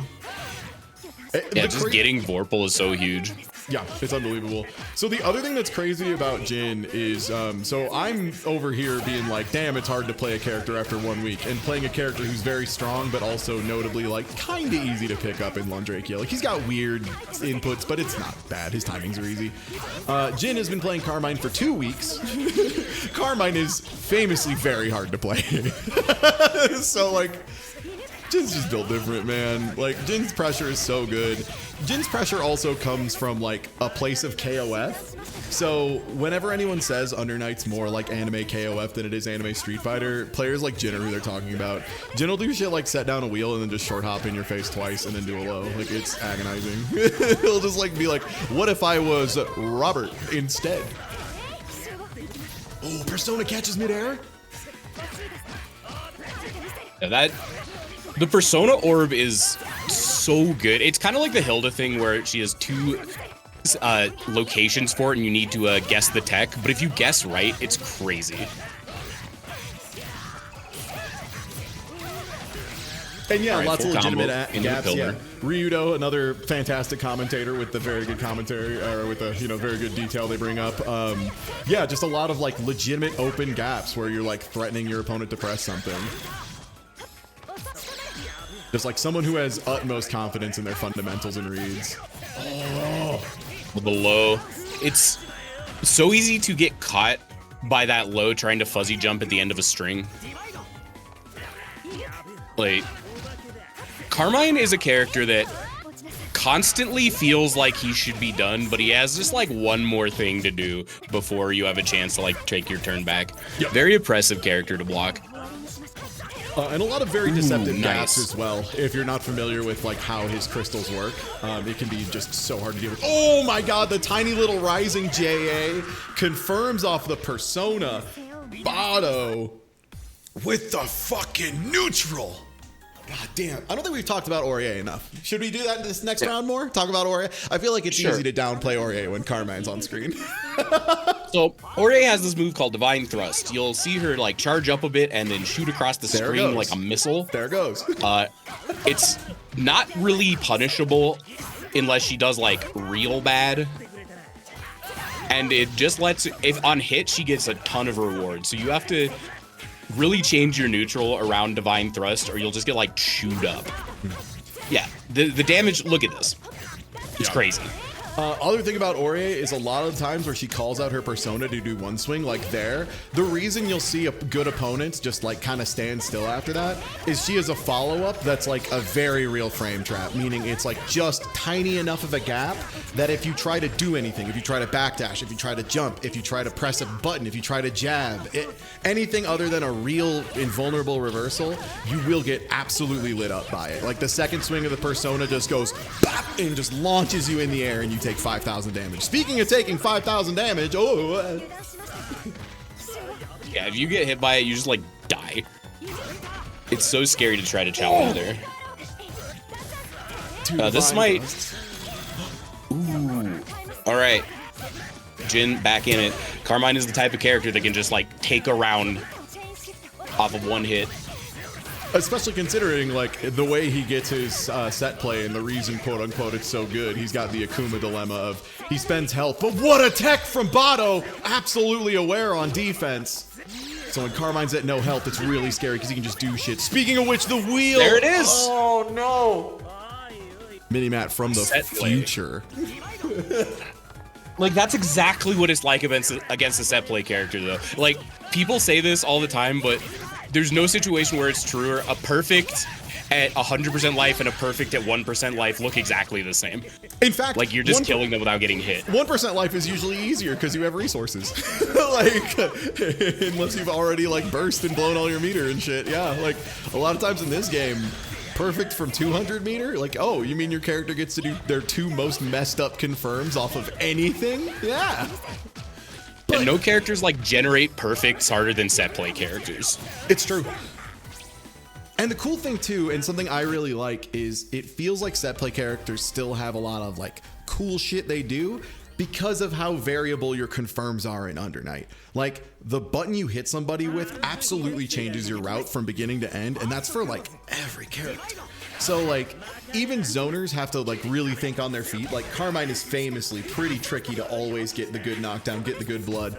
They helped him a little bit in this version, gave him some more stabilizer moves, but still not incredible. Or like Yuzu, if you want to talk about another character that's just like unbelievably hard to do stuff. That character is so hard to play. Like from what she's doing, which is just like Johnny missed finers and teleporting, you'd think her execution would be easy. Yuzu is so hard. Yeah. Oh my gosh. No, this is set point, right? This is. The other thing that's hard is blocking this Carmine, dude. And that I round would never start, block Carmine. That round start 5B, the blood project. Oh, why is Carmine run speed such a jump scare, dude? Why does he run so fast? It's terrifying. But a great confirm. Great block from Jin on the wake up overhead. Gets a chuck. The wheel is here. Bato safely respecting the wheel. Okay, he has a puddle down. You have to be careful. Uh-oh. Drops the confirm, gets out of the corner, but the cross up.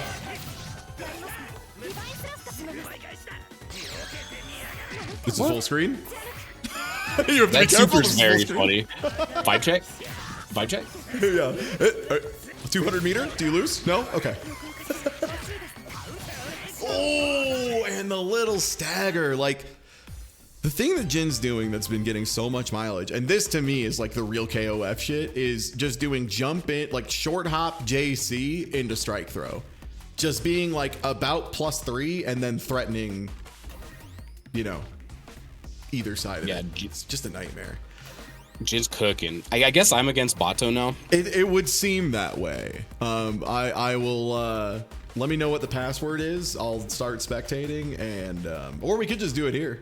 Yeah, I'm probably gonna jump out of the call just so I can like. Yes, focus. Yes, please. Yeah, but thank you so back. much for co-commentating, and best of luck, man. Get him. Hell the stuff. You. If I die in the sun, I will return. Yeah. Godspeed, gamer. This is gonna be such a nightmare matchup, dude. This is gonna be like an extreme case of.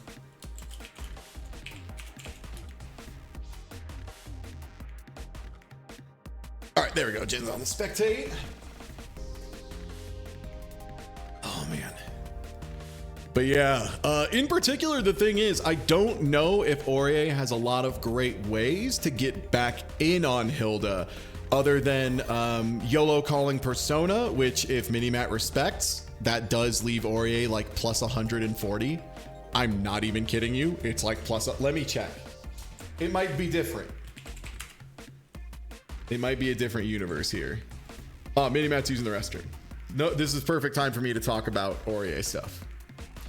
So Aurier's thing where she calls her persona ceiling hoplon is down, down, and then a button, either A, B, or C. C is the version I want to talk about. It summons Thanatos, which is her persona, to the opponent's position, which can be full screen. It then creates the big orb on top of them. And chat, would you like to guess if Aurier just does it and the opponent blocks it, how plus they are? Which plus, for those of you who don't play fighting games, is a measure of how much earlier you get to move than your opponent, which is just like how many frames of animation. So if something's like +7, that's really strong. That means you can act 7 frames before your opponent. So you can do a move that's like a jab that has like 5 or 6 frames of startup, and it'll be guaranteed your opponent can't do anything. Or you can throw out a move that's like 8 or 9 frames, and there will be a tiny enough gap that if your opponent tries to like jab or throw, they'll get counter hit. And so it's like really, really strong. We've got +150, +100, +30, 420 plus yes, plus 300. I'm going to say entirely hell takes it with far and away the closest guess because it is plus 102. That's 1 2/3 real life seconds.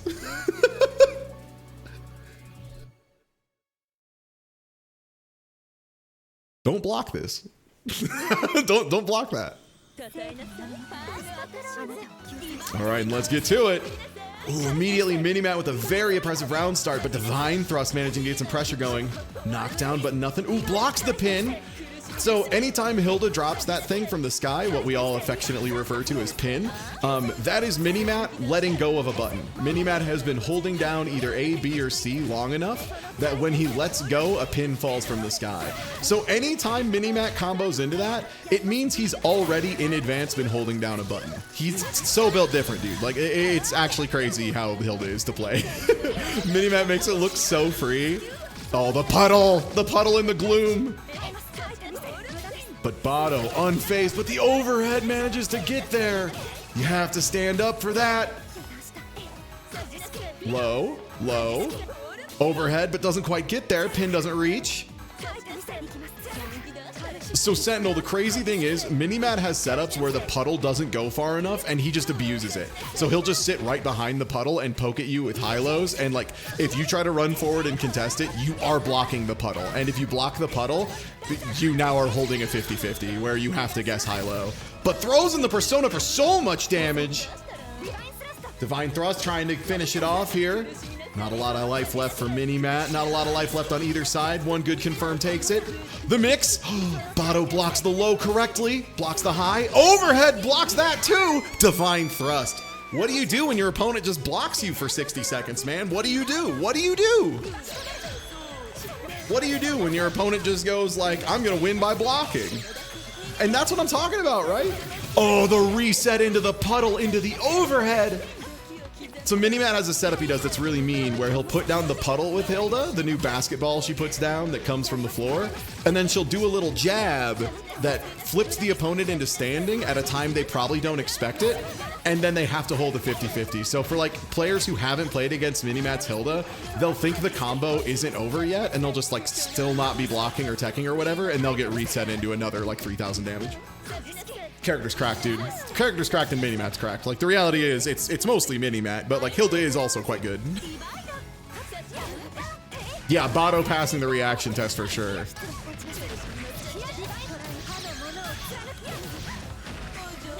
Oh, and Bado gets the little bit of charge too, so he's probably gonna get the grid cycle. Absolutely does. Now has access to a little time stop, has better frames. I want to say Divine Thrust maybe comes out a little faster. Oh, the Divine Thrust doesn't reach. Uses it and then stops time to just get in. But Minimat, unflustered, finds the little leg kick, gets pressure going, knockdown, puddle. And here it is. So now Minimat just gets to make your life hard. If Aurier tries to Divine Thrust, she loses. Yeah. Like, it's so fucked up. Oh, but misses the confirm. Can Bado take this? 100 meter. And Bado finds the damage. Woo. Close match, dude. Close match.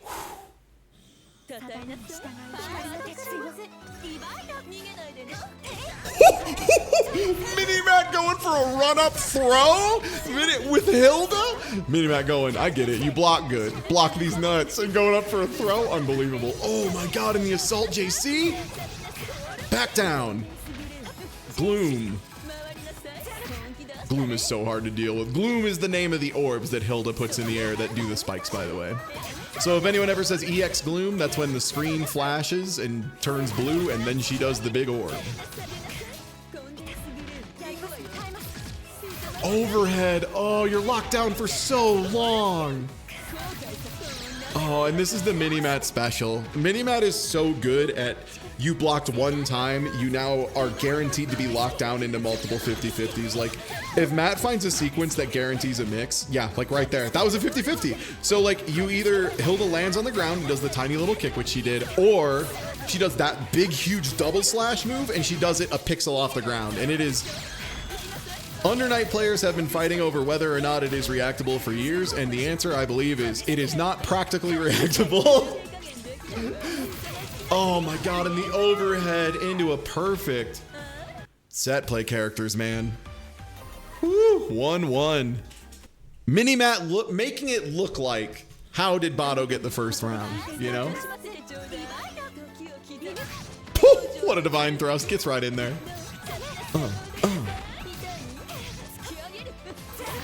Ooh, divine thrust getting through the entire dead zone of Hilda's attacks. And just getting in there, doing the damage. Sick knockdown. Whiffs the high a little early. So another thing Aurier has, which you might see come up a bit, Aurier's walk speed, not her run speed, her walk speed is unbelievable. She can walk forward and backward faster than anyone in this game. It is unbelievable how fast she simply walks backwards and forwards. And the thing that's really strong about walking versus dashing is walking, you lose no options. Like right there. Yeah, like Bato was just planning on walking backwards and Minimat teleported, so Bato was like, ah, you did something I can punish because I didn't act. And it's so strong.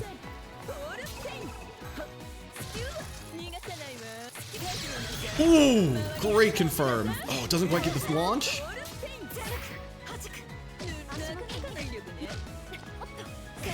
Oh, and Bato was trying to bait that a few times. You saw Bato run up, go for a single poke, and then just stop dead in their tracks, and just didn't quite pay off. Minimat with the exact amount of patience required, man. And again, that's Minimat stuff, dude. That's just like Minimat being an incredible player. Being able to read exactly when it's time to go in, you know? And Minimat with the run back might be making it happen. Ooh, plus on block. Oh my god, you had to stand up. Who was ready? Raise your hand if you were ready. Actually, raise your hand if you weren't ready, or else chat's gonna go silent. Ooh. Oh, and the low catches from so far away. Minimat with an incredible confirm into dive kick. Gloom, you get Oki off this? You get Oki off this? Bro! I would like to remind everybody, people currently think Hilda is bottom 3. Just to remind everyone, in case you were like wondering. I personally do not think that is the case, but I think it is a really strong statement of how overall balanced Under Night is because of how strong defensive options can be and how strong matchup knowledge truly can be. I know, right? You play against this and you're like, in what universe is this character not the best one in the game? And Minimat taking it to 3-1. Incredible comeback, incredible run back. What a player, what a game, dude. All right, that means I believe it is time for grand finals. And I do believe that is going to be Jin versus Minimat, which is going to be absolutely terrifying. 2-week Carmine, bro. 2-week Carmine. Also, Minimat hasn't been playing UNI2 that long. Like, he was a little bit later on the bandwagon, but dude, he's just been on that grind. He's been playing his fucking ass off, labbing this character 25-9, like finding all sorts of new setups. So funny, we were talking yesterday, we were just like hanging out, and he was like, I realized actually these like 2 mission mode combos were better than the ones I was doing. I was like, you haven't looked at mission mode? He's like, no, I've been like busy making my own stuff, you know? Like absolutely gaming his mind off.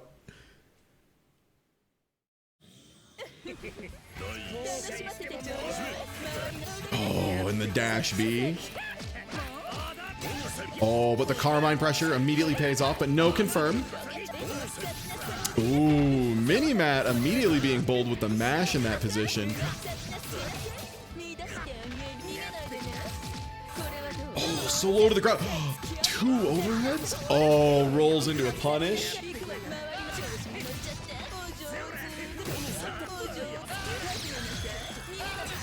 This is absolutely the snowball potential match, though. One particularly bad choice from Minimat, and it could all be over faster than you can imagine. But right now, Jin is just falling for the little bit of 2A mash from Hilda after the 5BB pot punish. Ooh. Yeah, a few of us have only really been playing these characters for like not too super long, which is like a lot of fun. The thing is, Uni is a game where you can really have strong fundamentals. Like being able to block well enough can give you such a huge advantage no matter what character you're playing. You could be playing a character with a single jab and all the defensive mechanics in this game and probably still win if you were good enough. Oh, dead zone doesn't actually make contact. Oh man. Oh, doesn't pick it up though. Oh, and the reversal hits. Oh, instant assault into throw. Wheel. Minimat knows better than to contest the wheel, but pushes too far out of the pressure, gets clipped for trying an overhead. Gloom. Oh, and the low catches, but the pin doesn't. Oh, can Jin kill off this? Oh, needed to spend meter, and Minimat takes game one. Jin just couldn't find the route to get the cash out to kill. Tough man. And as a reminder, Minimat will need to win 2 sets. Because Jin has not lost a single set this tournament. Whereas Minimat did lose one to Bato earlier. And this is a double elimination format. Oh, the big pin!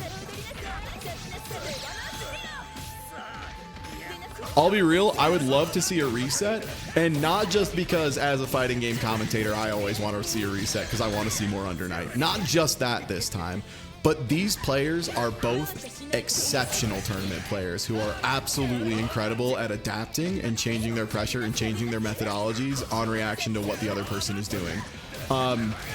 The fact that this is going to be a double 3 out of 5 if Minimat gets the reset means there's going to be so much time for knowledge to exchange between these players. It's going to be terrifying the speed at which they get better.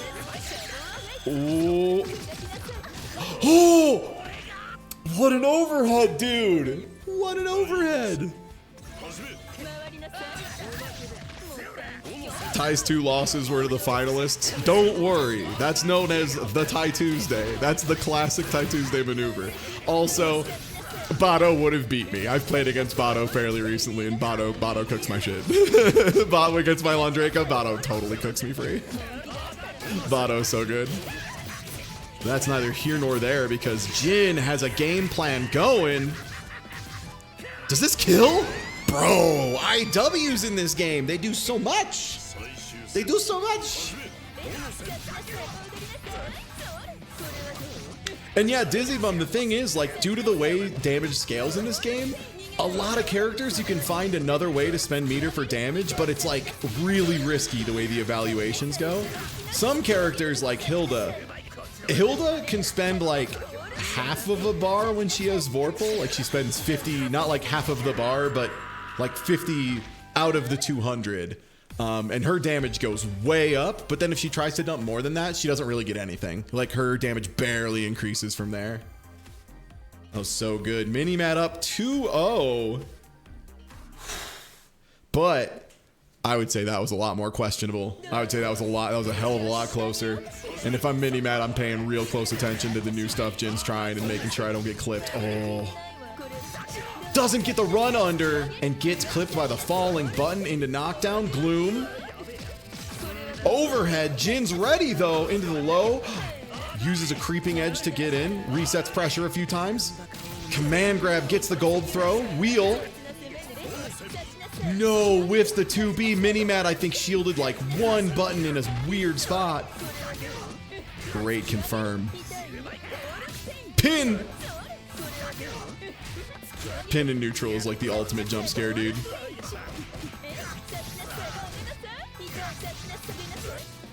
Back down. Oh, brutal.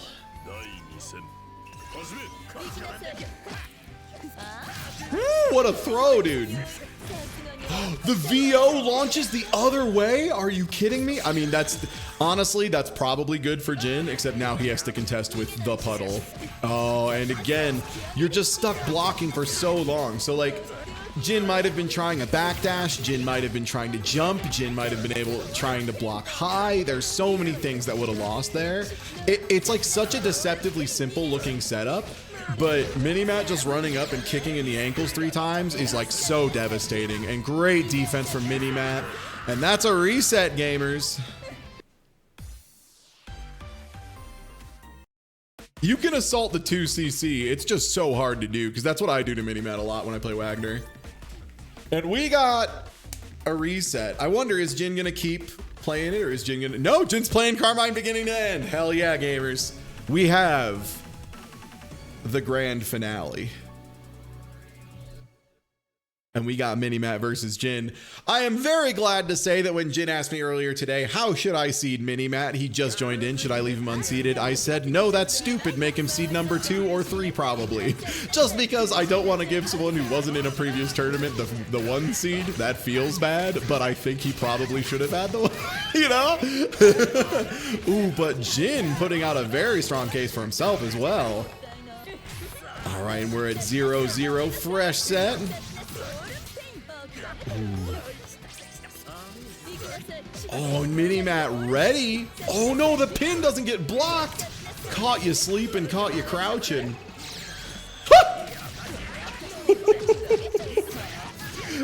Jin absolutely on one with that EX command grab. So Carmine's command grab there, you can't block it because it's a grab, obviously, and it's invincible on startup. So if you don't have the reaction just locked in, oh my god, and Jin just taking advantage of the fact that Minimat's defense is so good, right? Like, if you can trust your opponent is going to be willing to block once in a while, you can get away with some really heinous shit in this game. Oh, that mix is so cheap. And the puddle's coming back, and the gloom. Oh my god, the overhead. Minimat finding the nastiest setups I've ever seen in my life. Rolls into the overhead. Good grief.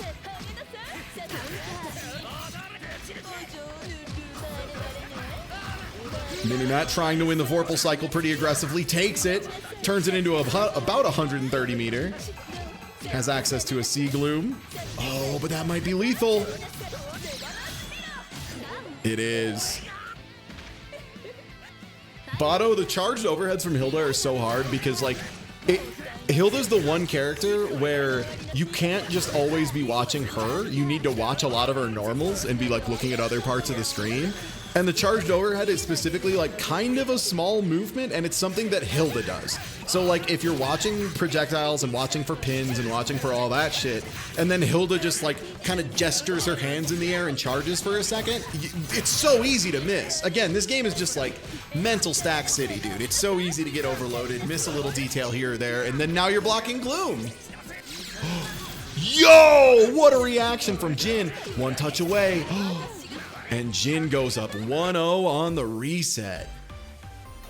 I told you, you gotta be careful with players that are just this good.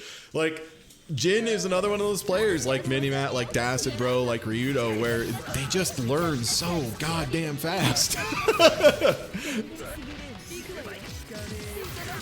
my god! But the overhead gets there.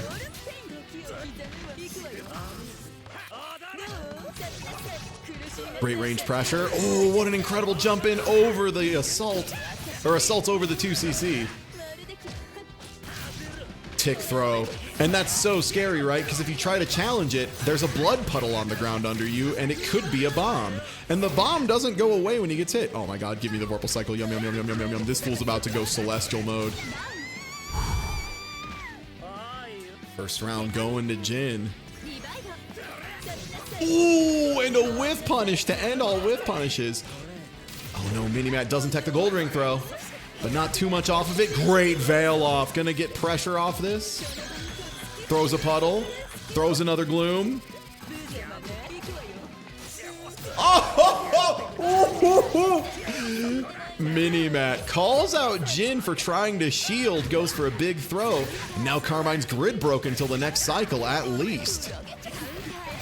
Still grid broken, so Carmine has no real good defensive options without spending meter. Ooh. Did anyone catch the number on the car being driven by that white woman? That is holy shit. Thank you, Kimon. The veil off does it again. Into the orb, into the puddle, bro. And the puddle does it. So, Bato, the thing that's so funny is like veil off reversal is so rewarding for Hilda. And it lost something. It used to be even crazier. Like, it might be better for her overall as like Oki, but it used to make you grid broken, which is unbelievable. Like, if you didn't have Vorpal and she hit you with reversal veil off, you were grid broken. So not only did she lock you down into one of the meanest set plays ever put into an anime game, good lord, what a grab, you also just didn't have your defensive options. It was so messed up. Yeah, the Vorpal strip was so crazy. And Jin going up 2-0 in the reset. Holy shit. Yeah, that's what Vorpal strip was. Yeah, if somebody hit you with veil off, which a lot of characters like Wagner would use sword buff to whiff her JA in the air and just do a tiny little whiff, and then she would veil off, and yeah, you would lose Vorpal.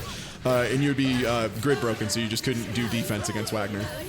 It was really cheap. It was really, really cheap. Oh my god, and what a good confirm from Minimat off the 5BB. What is that button?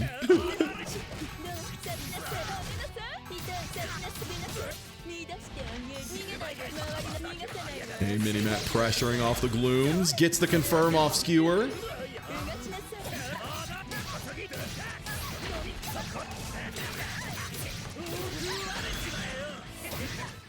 Yeah, fighting games are like the peak of the more you learn, the more you realize you don't know. Holy shit, Minimat, the defensive god. Let no one say set play carried this man. This man just blocked one of the most obscene cross-ups I've ever seen. Veil off, into puddle, teleport, and that's gonna do it.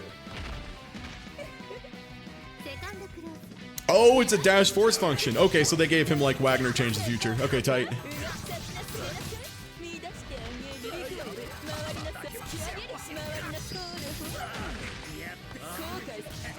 Oh, man.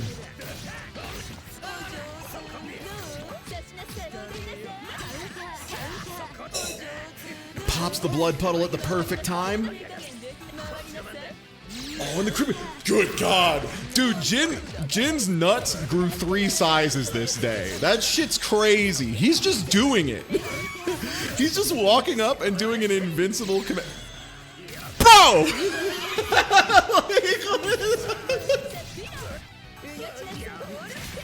Ooh, gets caught out of an assault with the pin. Minimat gonna take the first one. Oh, maybe? That's so funny, man. Oh, Jin's truly built different on this one. Oh my god, is he gonna take this back? He might. Oh, and the 2A. All right, 2-1. Minimat showing life in the reset. Again, these two players, man, these are both tournament caliber players, like major caliber players for free. Like, no questions asked. And man, they're just adapting back and forth so good. Okay, Minimat getting the good setup here. Pin. Ooh, that was a cool reset. Into the backwards gloom. Love that. Oh, catches Jin with the low, but the confirm doesn't quite work out.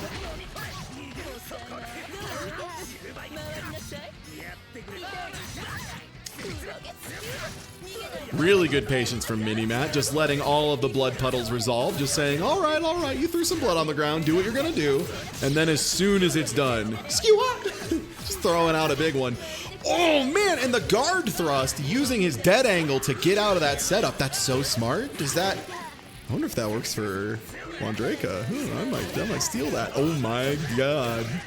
Does this turn into Oki? No way. Jin, no way do you confirm this, dude. That's crazy. It does. Oh, and the bomb, but Minimat up backs, gets away from it.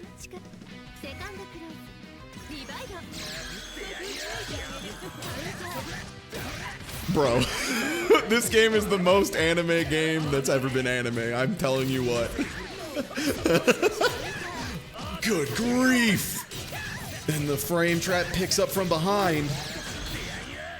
Oh, and you're in jail. I'm just going to take the cycle. Don't mind me. And the blood bomb gets there. Minimat with a dive kick. Correctly doesn't do anything afterwards, but not taking the throws. All right, and we've got match point for Jin.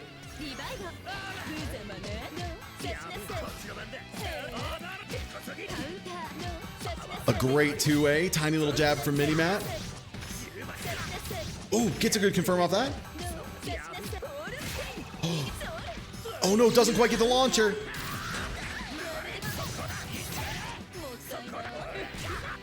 Oh my god, the up back dive. Hilda's got no neutral. Oh yeah, check this out. Wow, a great roll though by Jin. Veil off. Gonna puddle, gonna gloom. Gonna teleport over soon. Tries to guard thrust it again, but Mini-Matt just backs up. Jesus Christ, Matt's so smart. Matt's so smart. Did you see that? Did you see the part where he didn't do anything and he just walked backwards? Did you see that? Do you know how smart that was? Like, he adjusted to the guard thrust from last time, saw the dead angle, and next time when he put Jin in that exact same situation, he just gently walked backwards, man. Just walked backwards, let Jin spend his guard thrust, and then was like, all right, die. Oh, Beyond Within X, I could commentate Under Night forever. I fucking love this game. I could just talk about the shit happening in this game forever. I love every character in this, except for Hyde. I love every character equally, except for Hyde. Oh my god, to the ground. Oh, the puddle. And the puddle was so far out of position, it's gonna act so goofy, but Carmine gets the hit, so it leaves. Oh no, Mini-Matt gets a situation. Trade? Oh no, Matt's dead. That's full screen. What a reaction from Jin. What a reaction. Sees a big button whiff anywhere on screen and just says, die. Oh, great awareness of the resources available too. Again, that's that fundamentals. That's that like just really strong player stuff. Like being aware of what the meter is, what the situation is, not panicking on weird trades, and just having the right answer on deck despite everything, man. Oh, what an overhead. It looks like she's standing on the ground. Jesus. Dude, Mini-Matt is playing to win, dude. Mini-Matt is leaning so far forward in his gamer chair. Holy shit. Oh, and Carmine manages to roll, and it's safe, but it's not plus. Gets caught by the jab. Another puddle. Oh, and the guard thrust works out this time. Mini-Matt with the retreating JB getting it done. Pressure, blocks the pin, and another poke. Folks, this is the final round of the tournament. 2-2. Reset. Oh, Mini-Matt being a little shitter, taking advantage of the zoning. Saved it for when it counted most. Got half of the round off just up back JB, dude. Ooh, and the veil off between the gaps. Mini-Matt has found the spot, dude. He's found the spot where he's allowed to do that. The reset. Oh, the puddle's still there! The puddle's still there! But the puddle's still there. Doesn't kill. Oh, but the roll gets caught in recovery. And Mini-Matt, winner of our tournament today. Holy shit, what a game, dude. What a set, bro. Mini-Matt, you want to come talk about it, man? That was crazy. That was such a fucking good set. You want to chat about that good ass set? Jin, you too. If y'all want to hop in, I think you both have access to this channel. That was so good, man. Thank you for the set. Oh my god, my arms are full of adrenaline and shaking. I am so stressed out. That was such a good match, dude. You two were playing out of your so goddamn minds, dude. Jin got you. That, okay, so there was an adaptation set too. Oh my god, I was so scared. So there was one part where Jin hit you with a guard thrust out of one of your setups, and the next time you ran that setup, you just perfectly walked in for one frame and then walked backwards and the guard thrust whiffed. Did you know that was going to work in advance, or was that just like trying it, just figuring probably? Because I can't imagine many people try to guard thrust there correctly. I was just thinking something might happen and that blocking would cover most things that fall in the category of something. Word, yeah, because you'd have to do something a little more high risk to get out of that situation. So like you're probably at some form of disadvantage, right? Yeah, the big thing that happened the last few games is I realized mid-set that rolling through the pin looked like I should actually still be plus, so I started jabbing there. And you probably are, Yeah. because Creeping Edge is guaranteed to be safe if it activates. So like if a move hits Creeping Edge, it will at worst be like -3, I think.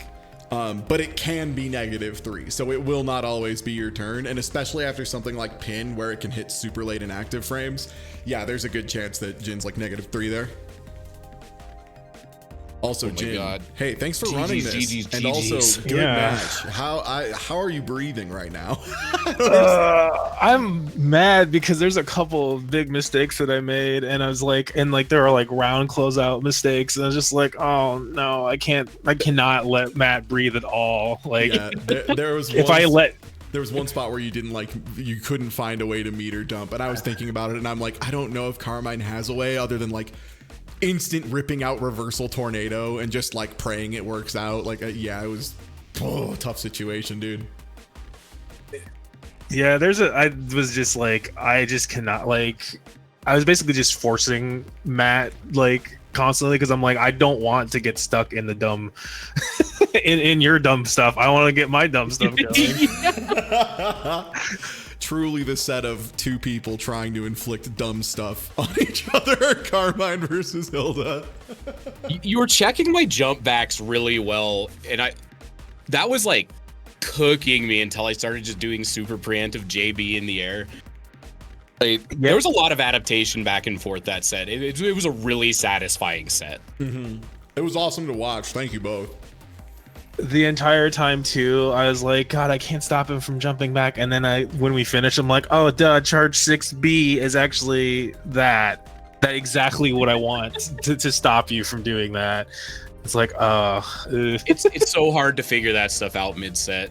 I feel like that too. That's like part of why Under Night is so addicting at every level. Is I don't think I've ever played a tournament or a competition and didn't lose because of stuff that I could feel like was my fault, and B, like I leave with something very actionable and easy to work on and like strong to keep in mind for next time. Like I feel like Under Night 2 is a game where you always feel like something could have been different.